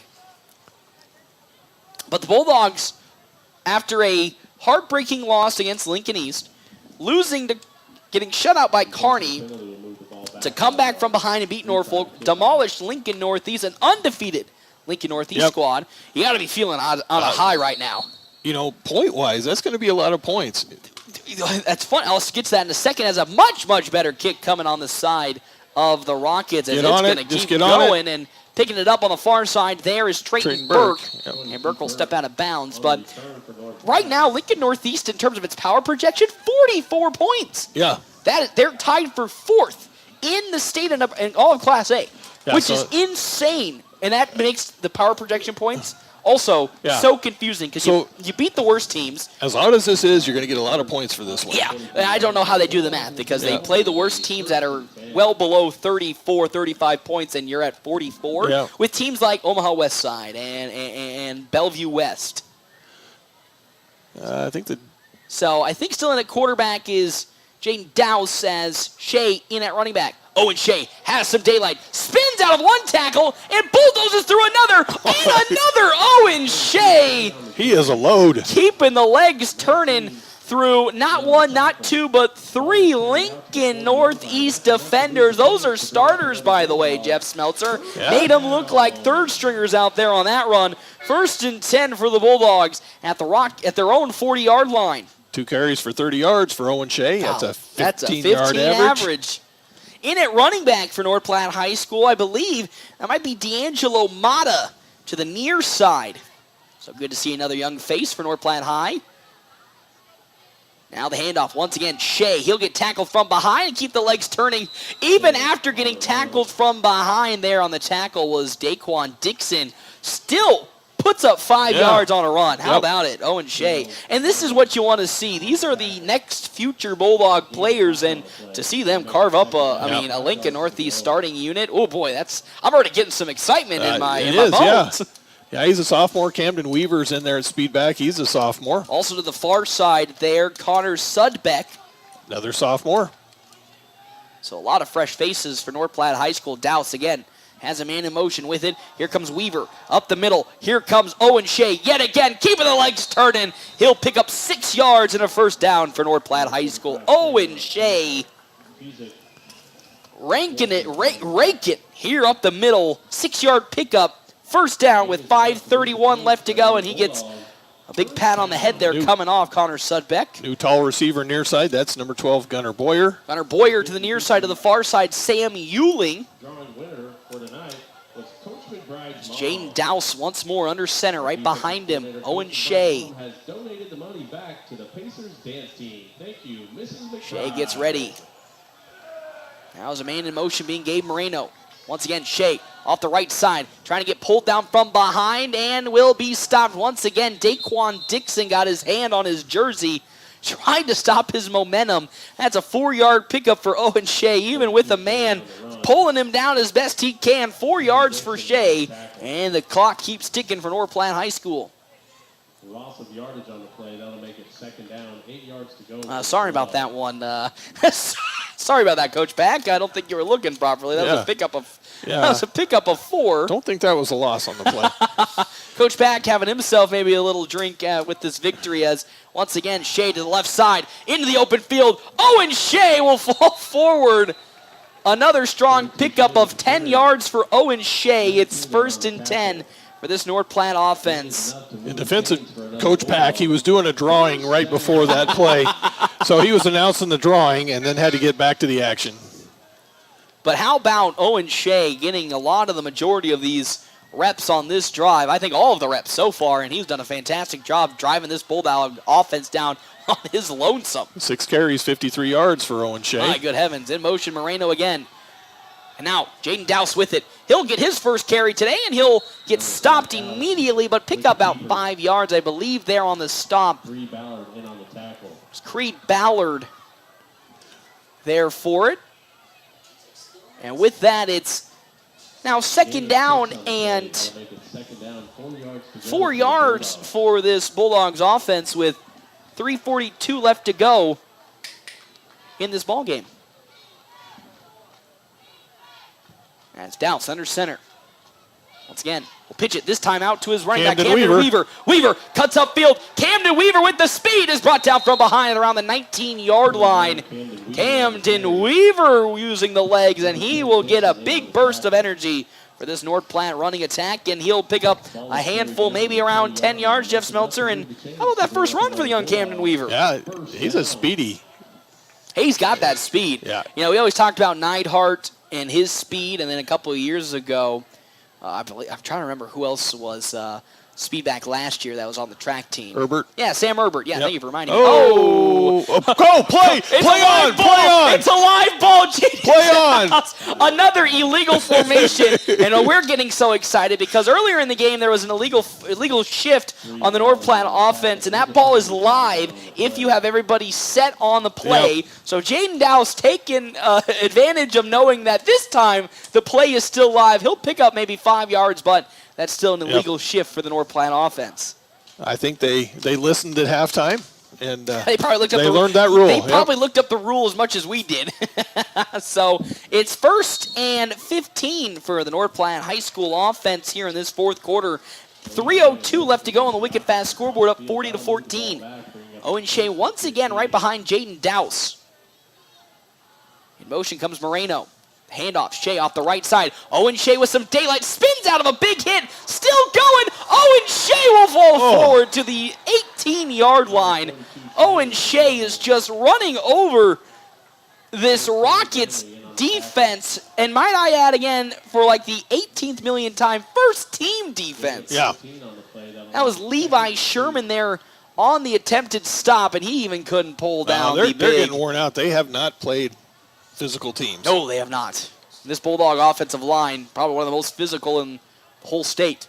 Moreno actually that's Isaiah Plunk in motion. Jaden Dow's going to keep it. Shift his way to the outside. Spinning, keeping the legs turning, and will fall maybe just 2 yards short of the touchdown, and it's 1st and goal for North Platte High School with 2:23 on the Wicked Fast scoreboard. You got to give it to Owen Shea, right? Got to give it to Owen Shea to cap off this drive. But Jow's still in the quarterback for North Platte High School. 10 Bulldogs have carried the ball tonight. Wow. 10 different Bulldogs. That's a lot of new players. All right, this is a big moment here for the Bulldogs offense as Dow's going to take it himself. He wasn't even ready for it. And they're going to call it touchdown. Jaden Dow's, the senior, gets his first touchdown this year on the varsity squad, and what a way to cap not only this night, but also his senior career, as I believe it's his first touchdown for Jaden Dow. So with 2:02 left to go on the Wicked Fast scoreboard, it's 46-14. Luke Borges still kicking. Just curious, are PATs? Nope. Clock stopped. Clock stopped on that on the PATs. So as here comes the kick from Luke Borges. It's up and it's good. It's now a 47-14 lead. We'll step aside here on the Wild Bills Fun Center live stream and come back with more action here. FM 98.1, AM 1410. Are foot and ankle problems slowing you down? At Great Plains Foot and Ankle, they specialize in treating turf toe, sprains, fractures, Achilles tendon injuries, and sports injuries to your foot or ankle. Their expert team provides personalized care and top-notch orthotics to get you back on your feet. Don't let pain hold you back. Visit Great Plains Foot and Ankle and step into comfort. Call them today at 308-532-3600 or visit gpfootandankle.com. Great Plains Foot and Ankle, your step towards better health. North Platte Post Sports. Welcome back here, Bauer Field. North Platte High School leading 47-14 with 2:02 left to go here in this game on the Wicked Fast scoreboard. Our timeout's brought to you in part by Kevin McGann and the Fortify Group. We have a new kicker kicking off the football here, Jeff Smeltzer. I believe that should be D'Angelo Mata, I believe. Nope. That is not D'Angelo Mata. That is a name that is not on my roster. Oh, that might be Carter Still, a freshman. Number 38. Okay, 38, that might do it. So, good eye from Jeff Smeltzer.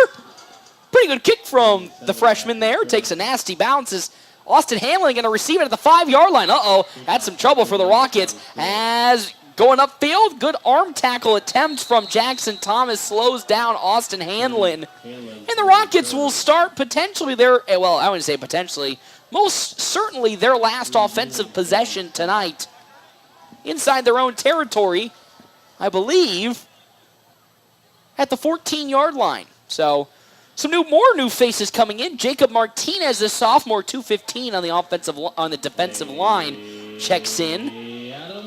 Shane Patterson at a corner. Gunnar Boyer also in a linebacker with Isaiah Plunk. As now Scully up the middle with it. Has some daylight, but will be brought down by a plethora of Bulldogs, including the aforementioned Jacob Martinez. So a pickup of 7 yards for Vane Scully makes it 2nd and 3 for the Rockets with 1:46 left to go on the wicked fast scoreboard. Scully stepping back, looking to throw. Free play down the middle, and it's incomplete. Levi Sherman was in the vicinity, but... Legal participation against the Bulldogs. They had a 12th man who couldn't get off the field in time. Again, that's the tough side of running a hurry-up offense if you're a defensive player. And they're trying to get a lot of guys into the game. And, which you don't blame them. You don't blame them trying to give more faces some action, specifically when there's 1:37 left to go. So Rockets will most certainly get the first down here on the ineligible man.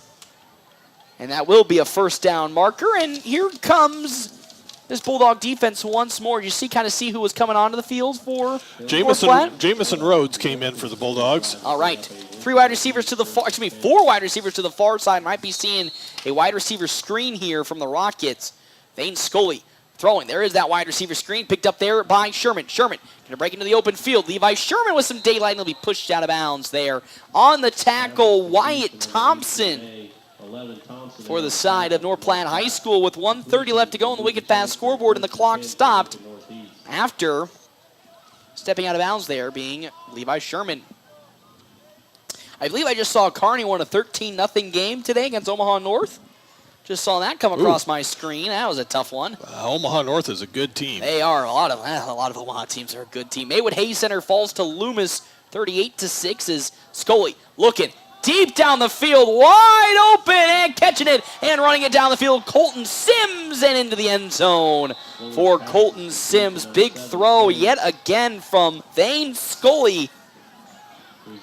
And that's another touchdown for the Rockets. It's 47-26 on the wicked fast scoreboard with 1:19 left to go. Excellent pass, hit him right in stride. And really, Vane Scully, very impressive in this second half for the Rockets. A very encouraging player for this team, which today really struggled at quarterback. Yep. Yeah, he's a bright spot. He's a heck of a player. And these are the games, yes, even though the Rockets are losing in a pretty bad fashion, to see this type of performance is only encouraging for the future of this team. As coming on for yet another PAT, August Holstein, as his kick is up, and it's in for the extra point. So good things going on there for the Rockets. Bulldogs had a couple defenders right next to Colton Sims, but just a beautiful ball that you just couldn't have defended any right better. On the money. So with that, it's yet again another offensive look here for the Bulldogs. But I wouldn't be shocked if they're going to knee it out with 1:19 left to go here in this ball game on the wicked fast scoreboard. Trying to look around to see what other scores are going on around the state that we in the area would care about. As I probably should pour up my score feed. Thank you again to Score Feed. A Broken Bow in the third quarter, trailing Ord 14-7. Again, thank you for Score Feed for providing our scoreboard for today, or our score ticker, 20-0. The lead right now, Mullen over Brady in the first quarter. So some action. Of course, Hershey yesterday picking up the victory against Alliance, shutting them out 28-0. Dundee County Stratton up 14-0 against Highline. Potter Dix beating Sioux County. Ooh, that's a high-scoring game. Yes, it was for the side of, believe Sioux City. As once again, here comes a kick from August Hanlon. Medicine Valley currently actually fell to Ainsley Litchfield 60-33, as here comes probably another onside kick from Hanlon. Oh, out of the hands there of Jackson Halverson. I think that was Halverson. And jumped on and falling upon it there is the Bulldogs. That one's Ian Haremza. 27, Haremza recovers the onside kick. North Platte will take over with a 1st and 10. So, with now 1:18 left to go here on the wicked fast scoreboard, Bulldogs up 47-21 over side of Lincoln Northeast. Kind of look at some other scores around the area in Class B.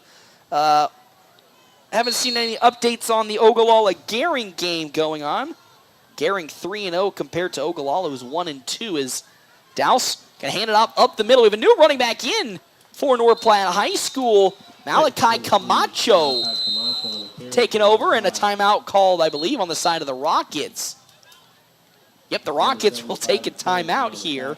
My favorite time of day, Jeff Smeltzer, when teams take a timeout when they're trying to run clock out. 1:09 left to go here in this fourth quarter. Let's go to Class C1. Let's see if we got anybody going on right now that we would be interested in talking about. Cozad, number 10 Cozad, taking on Chase County at the end of the first half, 26-6. Shattern and Gothenburg playing. It's 8-6 in favor of number 9 Shattern with 11 left to go in the third quarter.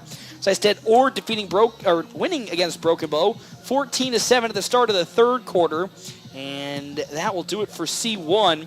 In C2, scrolling through here, see what we got. Not that I am seeing anything there. Class D1, of course, North Platte St. Patrick's picking up the forfeit victory against Alma earlier today. There's so many teams. Dundee County Stratton beating Highline. That's number 6 in Class D1. Dundee County Stratton up 14-0.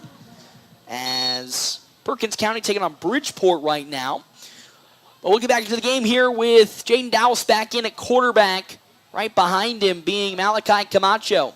In motion now with it, Weaver. The pitch out to Camden Weaver. Weaver juking and jiving his way through the defense. He'll get enough for the first down on an 11-yard pickup for Camden Weaver. And that's a fresh set of downs for North Platte High School and basically ends the Rockets' attempt of their fun game of timeouts.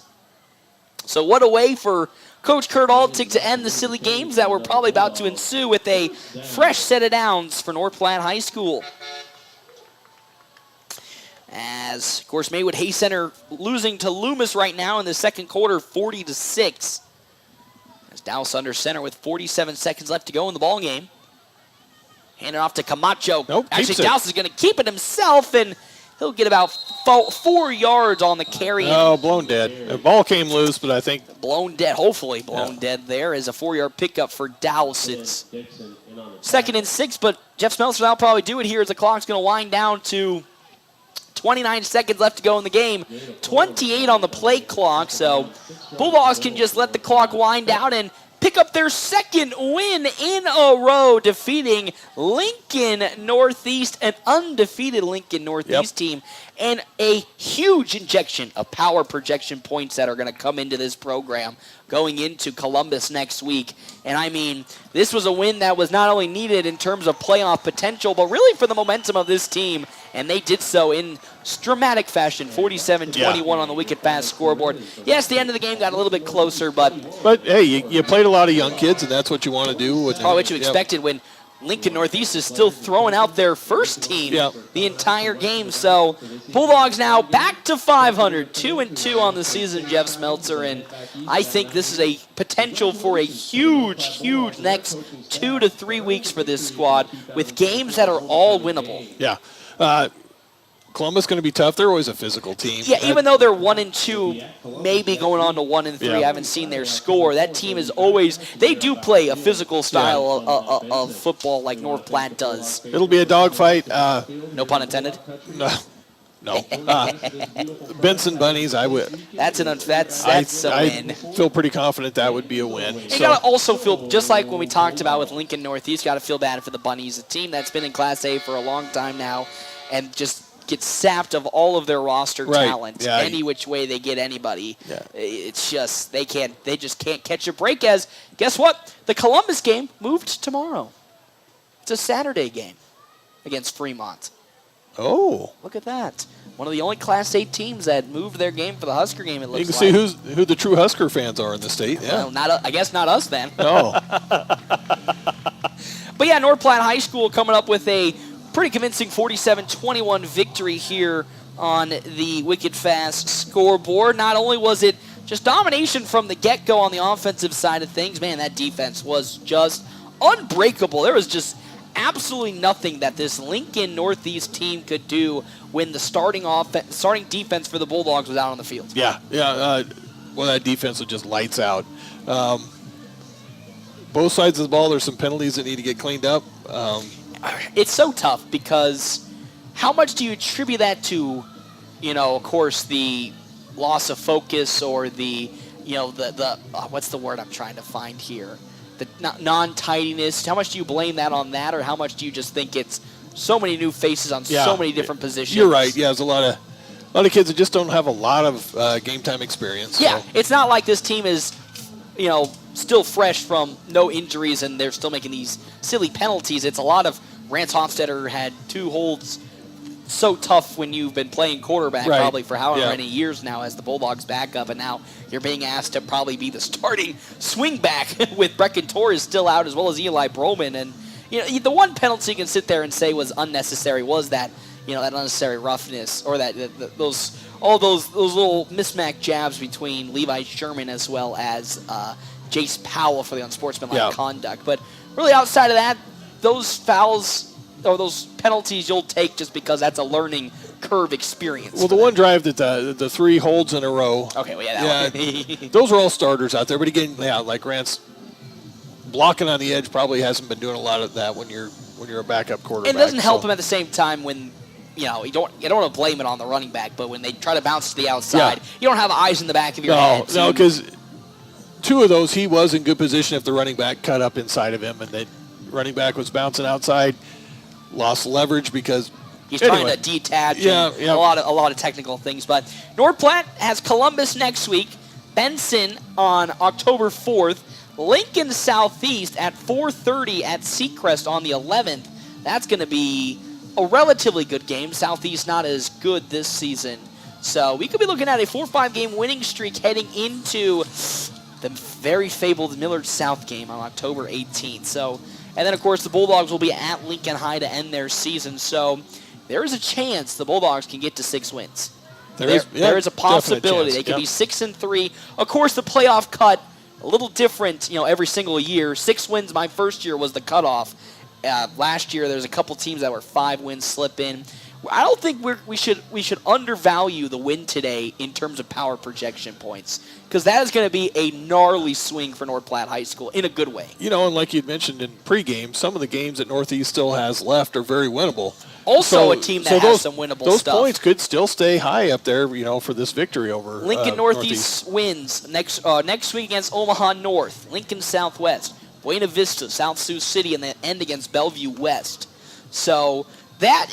Buena Vista and South Sioux could be wins for them. That could be 5 wins. And then Lincoln Southwest Southwest and Omaha North should be wins the other way, but they still are 3-1 right now. Yeah. That they're 3 wins away at maximum of making a playoff spot. And the Bulldogs getting a victory here against a team that has 44 power projection points, which I won't get into in terms of how I feel about that, because that's kind of a little lopsided when you look at the teams they've played, but that's going to boost North Platte's 35.6 power projection points. So that could push them close to the playoff spot. Because was it 16 teams making it into the playoffs? That's what I believe, yeah. So they're at 19 right now. So they're on the outside looking in, and this would boost them well into the top 16. Well, and Kearney improved to 3-1. Yep. So that'll help. They'll move up. They're at 11 right now, so they'll move up. Yep. Of course, Lincoln Northeast, even though they're at 44 points, that'll bring them down. Yeah. So a lot of moving and shaking in terms of the power projection points. A lot of football left to play. Which is still, you say that, but Coach Thurman at the college told me yesterday when I was doing the college game, he was like, "Can you believe we're just almost less than a month and a half away?" And I was like, "Don't say that. That seems much closer than I imagined." I think they go to Jamborees in 2 weeks. Oh my gosh! Yeah. Which is still crazy to think. And then of course there's softball districts coming up before the Millard South game. Yeah, so that season seems like it goes really fast. Softball season just seems like it flies by. It really has flown by. So many things have flown by, and I'm not going to lie, this game flew by too in the most positive way as the Bulldogs pick up the 47-21 victory here over Lincoln Northeast to get back to 500 for the first time this season at 2-2. We'll step aside and take a real quick break. We come back here on the WB Fun Center live stream.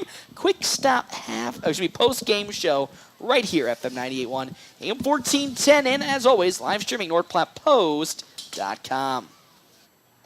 Greatness doesn't happen overnight. It takes time, focus, and dedication.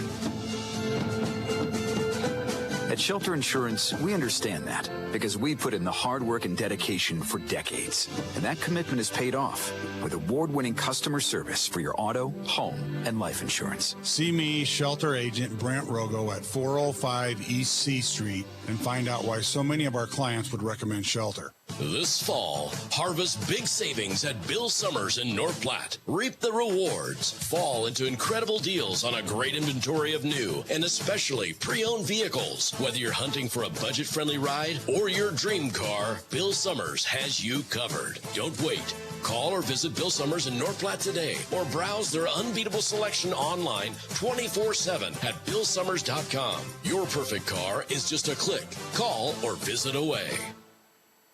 This fall, harvest big savings at Bill Summers in North Platte. Reap the rewards. Fall into incredible deals on a great inventory of new and especially pre-owned vehicles. Whether you're hunting for a budget-friendly ride or your dream car, Bill Summers has you covered. Don't wait. Call or visit Bill Summers in North Platte today or browse their unbeatable selection online 24/7 at BillSummers.com. Your perfect car is just a click. Call or visit away.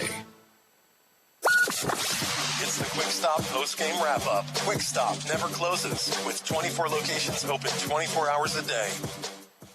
Welcome back to your Quick Stop post-game show. 27 locations open 24 hours a day. Quick Stop always open right around the corner. I'm joined, as I always am by the end of the games, by victorious Coach Kurt Altig. 2-0 in your last 2 weeks, Coach Kurt Altig. And I mean, it was a blowout. Even though the final score may read 47-21, it was the definition of all Bulldog all the time. Yeah, we pretty much did exactly what we wanted to do. We knew coming in that, they had not given up a touchdown all year. They had not punted all year. And so that was our number one game plan going in, is we were going to take the ball, whether we won the toss or lost the toss. We were going to go down and score. We were going to hold them 3 and out, and make them punt, and it's exactly what we did. You only took 4 plays on that first drive to establish your momentum, and it was a pretty convincing first 4 drives, and it really was fun to see not only a lot of new faces come in and really produce super big, but also the way this team stayed in focus. I think that's what's super important, because we talked during our Quick Stop pregame show about a lot of the guys on this team have seen the Rockets many times now, and they've all been blowout victories. So you don't want to get too far ahead of yourself and underestimate an opponent. That's where you get into trouble. But it looked like from the offset that your team was just so dialed in this week. We talked about that a lot, all week. That number one, they're coming in 3-0. They're undefeated. We're not. And, we can't take anything for granted. The past is the past, but what matters is right now. And so we just wanted to maintain, our focus. Homecoming week, that's a lot of outside noise. The head football coach's, favorite week of the year. But, we did for that first quarter and about maybe half of the second quarter, we did pretty good. And then we kind of, lost our focus a little bit and not that we completely lost it, but we did some uncharacteristic things. We had some silly penalties. Mm-hmm. I think we were like 3rd and 30 at one time, and 3 straight holds. And it was just, and it was just kind of ridiculous. We had a point, we had a couple of our backs go in motion, and then we just basically handed the defense the ball, and uncharacteristic things that we did, but that's stuff that you do when you're unfocused. But luckily, we're a little bit different team than they've seen all year.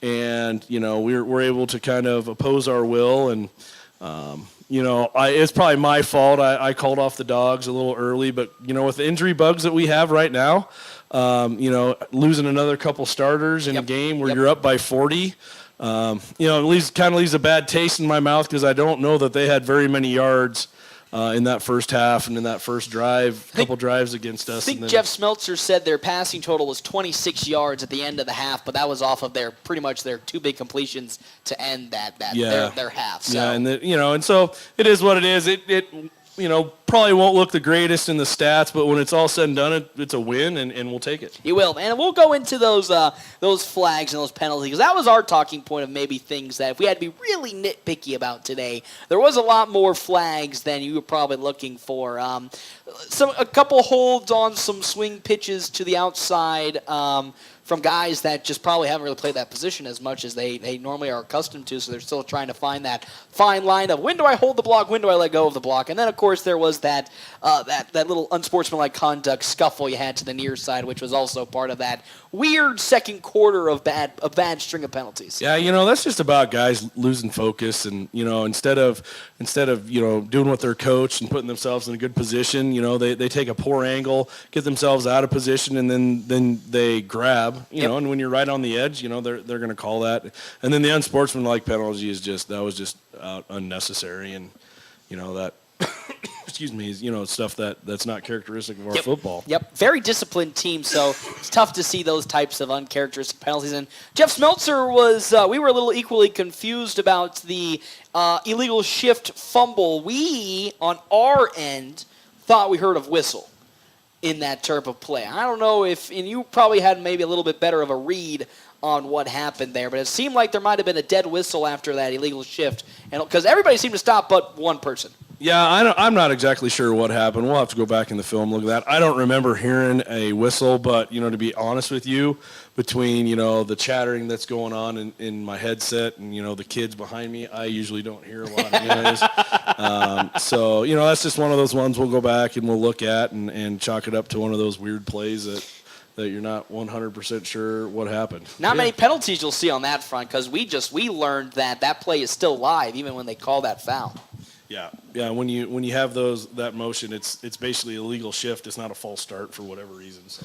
Yeah, feels weird. It defeats the purpose of what that play would be. It just looked weird because it looked like 21 guys stopped, but one guy kept in motion and just took the football and went. Yeah, so. and that's one of those ones that in the NFL they just let run and then they come back and figure out what happened. But headsy play, I guess, on our quarterback after he just handed the ball over to make a tackle, and then, it was all said and done. It really didn't hurt us because we came out and played some tough defense. Right. Yep. You did, and then led into the second half where, points did start to come across on Lincoln Northeast side, but they still played a lot of their starters. You had a lot of reserve guys out there, and a lot of reserve guys that I thought put up some really fun stats and then really made a difference even in the extra crunch time. Owen Shea got a lot of carries on that last drive, made some big tackles. Malachi Camacho also making some good rushes on the back end. So I think overall, while maybe the score wasn't what you were hoping it to be in terms of the finishing point on the opposing side, a well-executed game plan from start to finish, and then a little cherry on top to see some of the younger guys, even senior Jaden Dowse getting a touchdown as well. Yeah, Jaden, he's come a long ways for us, and he, we feel real comfortable. He's probably one of the top two backup quarterbacks in the state, and we've been real fortunate to have him. And, Owen Shea, he's been progressing so well in our JV games. He's been just running the ball and playing great at linebacker. So I didn't have any problem with him, knowing that, our linebackers are also going to rotate in on offense to throw him in there as a young guy. And as you can see, he stepped up to the occasion. He's a wrecking ball out there for what it is. He got some real valuable varsity minutes here today. And I think that's a great takeaway. A lot of guys that you probably won't see the rest of the season, barring any catastrophic injury concerns. Saw a lot of action today, and it didn't look like they were out of place, and that's something that's really good to see. No, offensively, those young guys came in and did a pretty decent job. Defensively, I wasn't too happy. And a lot of that's on us. We had not only 2s but 3s and 4s in, and those guys didn't quite get lined up. And going against their still their number 1s, that they're going to make mistakes and they're going to take advantage of them. All our guys wanted to go back in, but I held firm. 11 Bulldogs carried the football tonight. Yeah, that's fantastic for us. Lots of guys in, lots of guys reps, lots of guys experience for next year. Because although we're not worried about next year right now. When you look, we have 25 seniors, and those are 25 seniors we're gonna have to replace. So any of the experience these guys can get now, the better it'll be, for us in the future. A couple of notable injuries. Alonzo Torres got a little banged up in the first quarter. Didn't see much of him the rest of the game. I'd assume that was just a safety concern to keep him out because at that point the game was basically running away with it. Yeah, he got kind of a little gimpy ankle. That's one thing. We'll have to see how it is. At that point we were kind of chugging along. Seemed like we were getting 12 to 15 yards a carry no matter who was back there. So we were just kind of going with the guys that were there that were full speed. Yep, and then, of course, Brecken Torres is still out. We haven't talked much about him since last time we talked against Lincoln East and the Spartans. How's that knee looking? He still seems to be walking pretty good out there comparatively. He's kind of one of those day-to-day guys, assess it, and, hopefully we'll get him back rolling with us next week. But if not, we got the guys that we've been going with, and we'll be off to Columbus, and we'll get after the Discoverers. Love to see that again. Beat the Discoverers last season in their place, going back once again to defend your title of being the beaters of the Discoverers. And still, again, and we talked about it, there's a path right down the middle here before that Millard South game that if you play your cards right and keep as focused as you were tonight in that first half, that you could enter that Millard South game probably one of the hottest teams at 5-0. Yeah, and we're going to need to do that because, with our schedule, and a couple early losses, if we want to be able to be playoff bound, we need to go on a run and we need to win some games. Mm-hmm. And with, again, the way that this entire season as a whole is combined together, effort's not really an issue. You see this team even in tough games like the Kearney game where it just felt like nothing was going your guys' way. You were still going full gas 101%. And even in this game, yes, the second half was a little different. Still up 24-0, 27-0. You were still putting guns to the blazes and making sure that you put your stamp on this game. Yeah, that's just our brand of football. We're going to come out and we're going to grind it at you, and we're going to get after it from the very first whistle, the very last whistle. And at one point in time in this game, with I think maybe a minute left of the fourth quarter, it was 40-0. So yeah. Although I sit here and it's not necessarily how I wanted us to end the game. I got to reflect back on the fact that we played pretty well, and it's hard to win football games. And, we put young guys in against number ones, and when you're going to do that, you're going to give stuff up. Yep, and still even in those those points that were given up with that third and fourth unit, even some second uniters, I still thought that they played as best as they could and hung super well with a very, very, when they get the ball, high-octane offense there. Yeah, it was, for them, and Lincoln Northeast hasn't had very much success in the last 2 years. So, their coach, they're coaching them up, and, they're getting after it, and they're probably going to go win a few more games, which is good for us because that helps us in power points when it's all said and done.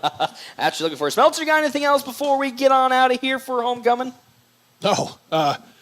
Number 4 for them, that's Scully. If he has time, he threw a pretty ball. Yeah, Zane Scully's got some. I think he's just a sophomore, but... Yeah, the thing about when you go play Lincoln schools is they get off the bus and they got some dudes, and they can be dangerous at times, and at the same point, it's hard for them to come play guys like us because you never see that. No, they're probably really good at 7-on-7 in the summer, but when it comes time to playing physical football, I don't think they weren't ready for it. Yeah, when you come out all the way out here to North Platte and play our brand of football, it gets tough on you. Smeltzer was talking about somebody was from the Omaha schools complaining about just going to Kearney. I think it was Omaha North taking on Kearney tonight. They were complaining, that drive's too tough out there. I don't know how much we can do that. And I'm like, Millard South's coming in here in a couple weeks, and, it's been almost 2 years since that illustrious upset against Omaha West Side. Why not do it again here? You know what? We give ourselves a chance every week, no matter who we play, simply for the fact that if you got to drive out here, they're not used to it. And once again, you're coming to play a team that it's hard to replicate our offense. This is the third week in a row we've basically seen the exact same offense. So our defensive strategies haven't really changed a ton. They're different personnel and things, but for the most part, we see the same stuff. And next week we'll see it's a little bit different of a wrinkle between Columbus, but they still go 4 wide receivers and try to get to the edge and throw it around. We saw they put the scout team out there early on trying to impersonate what you guys were doing and just couldn't. They can't. It's tough to replicate such physicality. It was comical. Yeah, we've had guys running this for 5 or 6 years now, and we still have guys that don't look very good in practice. So I can't even imagine trying to do an install in a couple days. Well, Coach, thank you so much for stopping on by. 2-2 back to 500. Excited to see you next week in Columbus to defend your win last season against Columbus again this year. All right, thank you guys very much. Appreciate it. That was Thanks, Coach. That was head coach Kurt Altig here on the Quick Stop post-game show with a big victory, 47-27 over the Rockets of Lincoln Northeast. We'll step aside one more time. When we come back, Jeff Smeltzer will have all of your game stats right here on the Wild Bills Fun Center live stream, FM 98.1 and AM 1410. Get ready for the ultimate fun day out. Start at Brigham's Tap Room with a brand new menu you won't want to miss. Catch all of the action on game day with your favorite teams on our big screens. Pair the excitement with amazing drinks, and you've got the ultimate game day experience at Brigham's Tap Room. And when you're ready for more fun, head over to Wild Bills Fun Center. Dive into our action-packed arcade, knock down pins in our bowling alley, and gear up for an epic laser tag battle. There's something for everyone at Wild Bills, where the fun never stops. Can you feel it? The feeling of starting something new. The feeling of success. At Mid-Plains Community College, our instructors are ready and willing to support you on every step of your educational journey. Whether you're just starting out or changing careers, MPCC can help you transform your future. Learn more by visiting our website at npcc.edu. That's npcc.edu.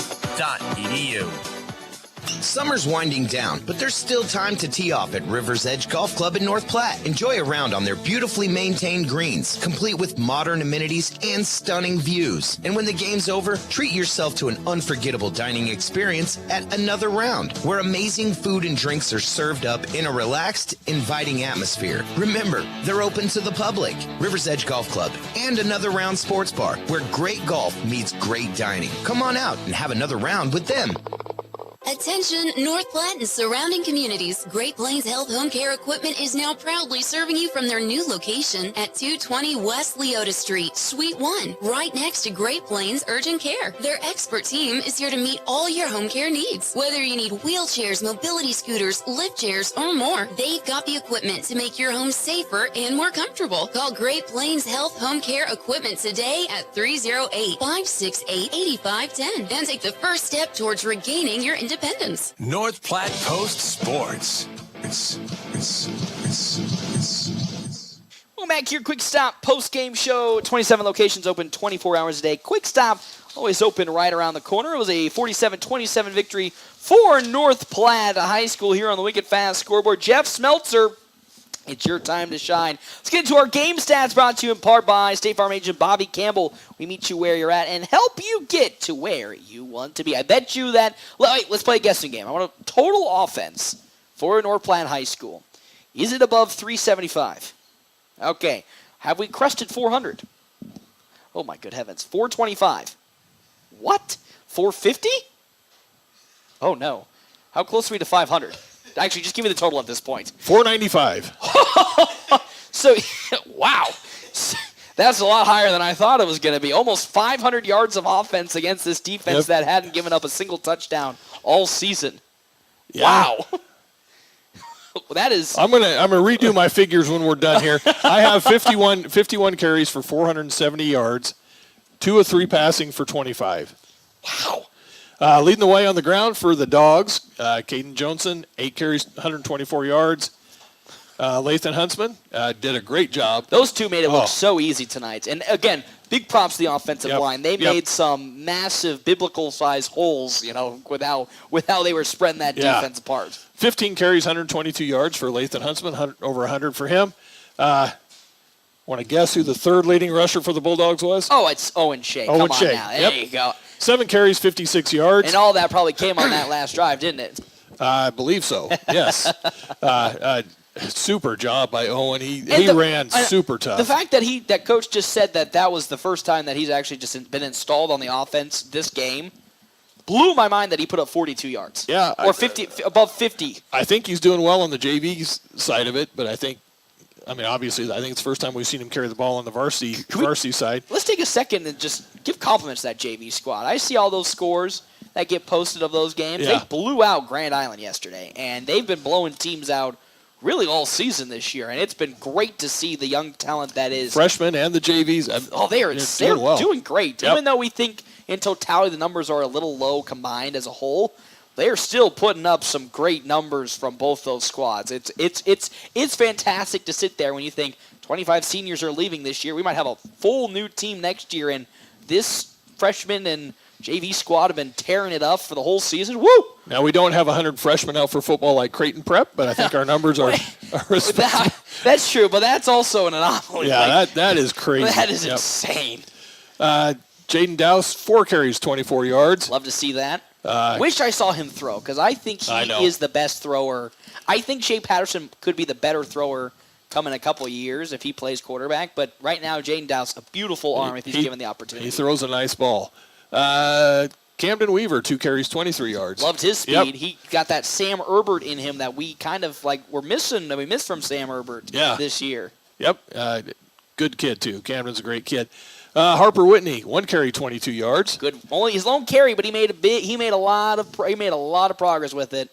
And of course, his interception too. I think he had 1 carry, 22 yards. I'm going to use my St. Pat's math. That's a 22-yard average. Javen Reyes, 2 carries, 19 yards. Rance Hofstetter, 3 carries for 18 yards. Trayton Burke, 4 carries for 18 yards. And finally, Malachi Camacho, 1 carry for 2 yards. Yep. Late, literal last play of the game. Malachi Camacho comes in. 2 for 3 passing for Caden Johnson in the first half for 25 yards, a touchdown and an interception. Nobody attempted to pass in the second half. Why would you? Really, why would you at that point with the game? Yes, you're only almost a 26-point win. Yep. There's no need to throw the football. No. Going over to the Rockets side of things. Probably got better in the second half. I'll bet you money on that one. Yeah, I didn't tally up their totals for rushing.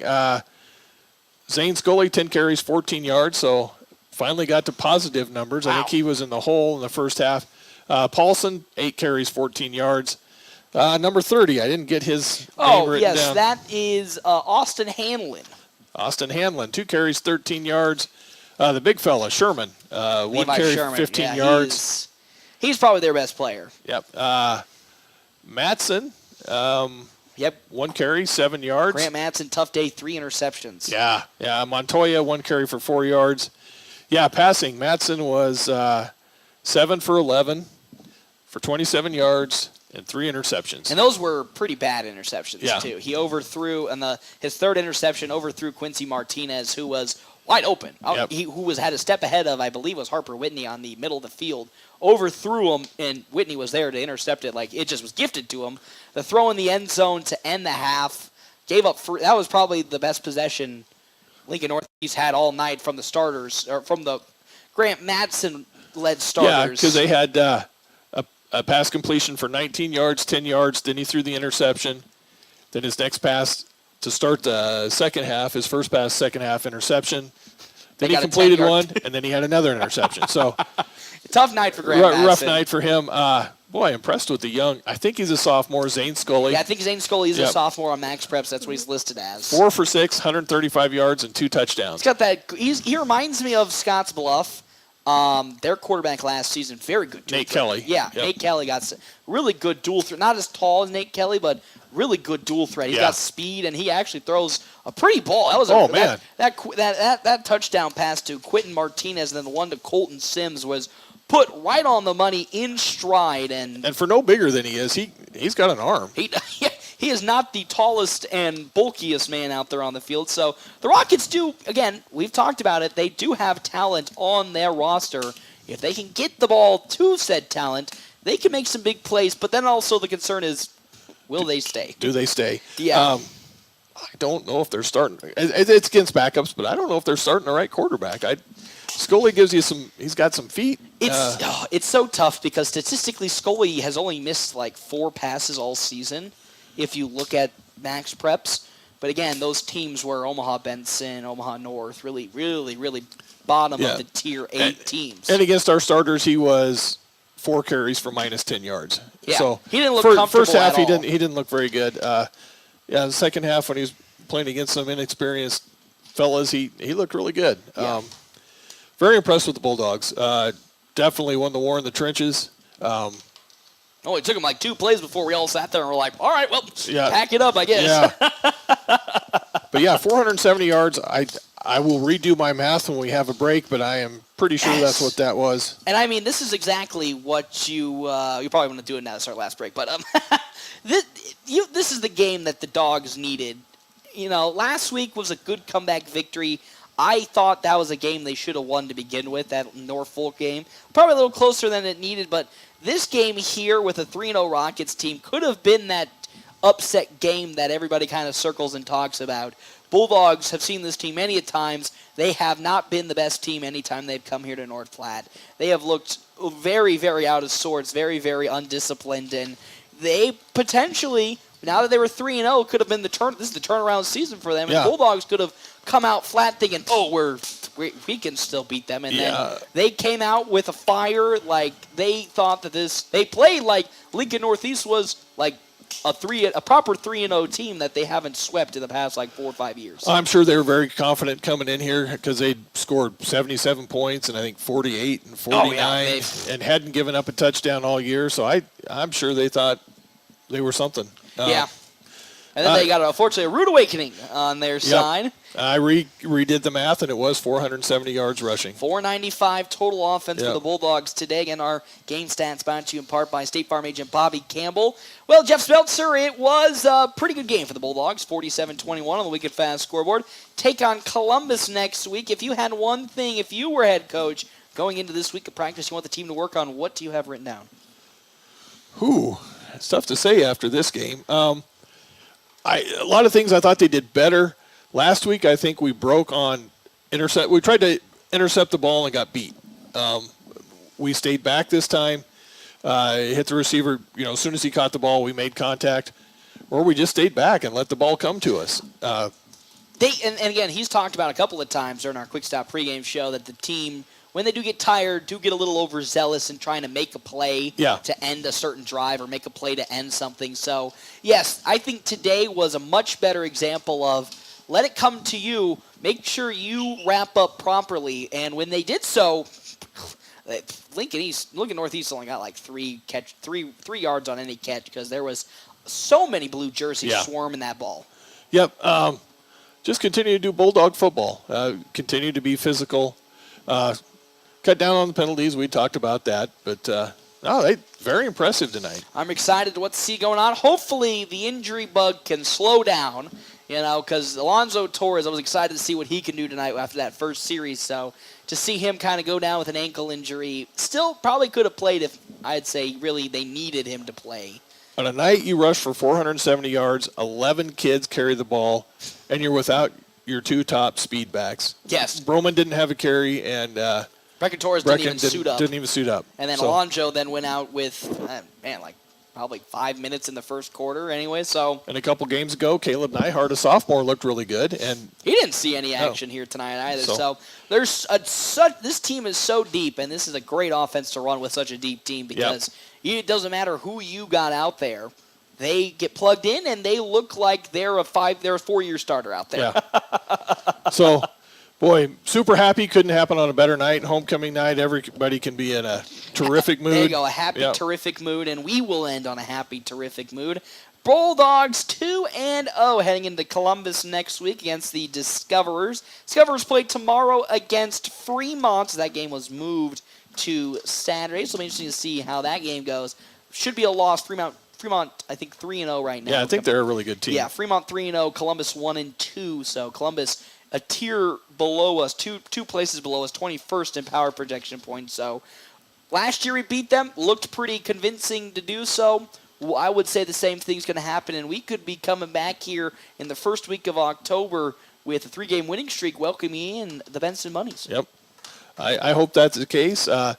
I do think Columbus played Norfolk really close, though, didn't they? That was the first game of the season, and that was a crazy game. Norfolk did come back in that game, but also their quarterback threw 3 interceptions. Okay. So Columbus, again, they're not a team to roll over with. They're always good. They are probably the most physical team that the Bulldogs will be playing this season, in my opinion, because they do run a very physical offense, even though they do spread it 4 wide. Yeah. Last year they had 2 power running backs that, while didn't really do much, they still put the fear in your heart if you're not ready for it. So we'll step aside for the last time, and I will see you all, I believe, next Tuesday when North Platte High softball is at home taking on McCook. Then I'll be at home for volleyball on Thursday to welcome in Hastings for the Bulldogs volleyball. And then, of course, Friday me and Carl will be out in Columbus taking on the Discoverers for the Bulldogs to hopefully progress their 2-game winning streak into 3 straight games. For Paxton Gordon, Jeff Smeltzer, this was the Wild Bills Fun Center live stream as well as on-air FM 98.1, AM 1410. Our final score, 47-27, the win for North Platte High School on the Wicked Fast scoreboard. Have you downloaded the MyFlip 66 app yet? If not, you're missing out on so much savings with Wicked Fast. Located just across from the Do It Center in North Platte. We'll see you all on Tuesday right here at FM 98.1, AM 1410, and live streaming NorthPlattePost.com. This year, we considered hiring an ad agency to help with our marketing. They pitched impressive visuals and a script that was inspiring.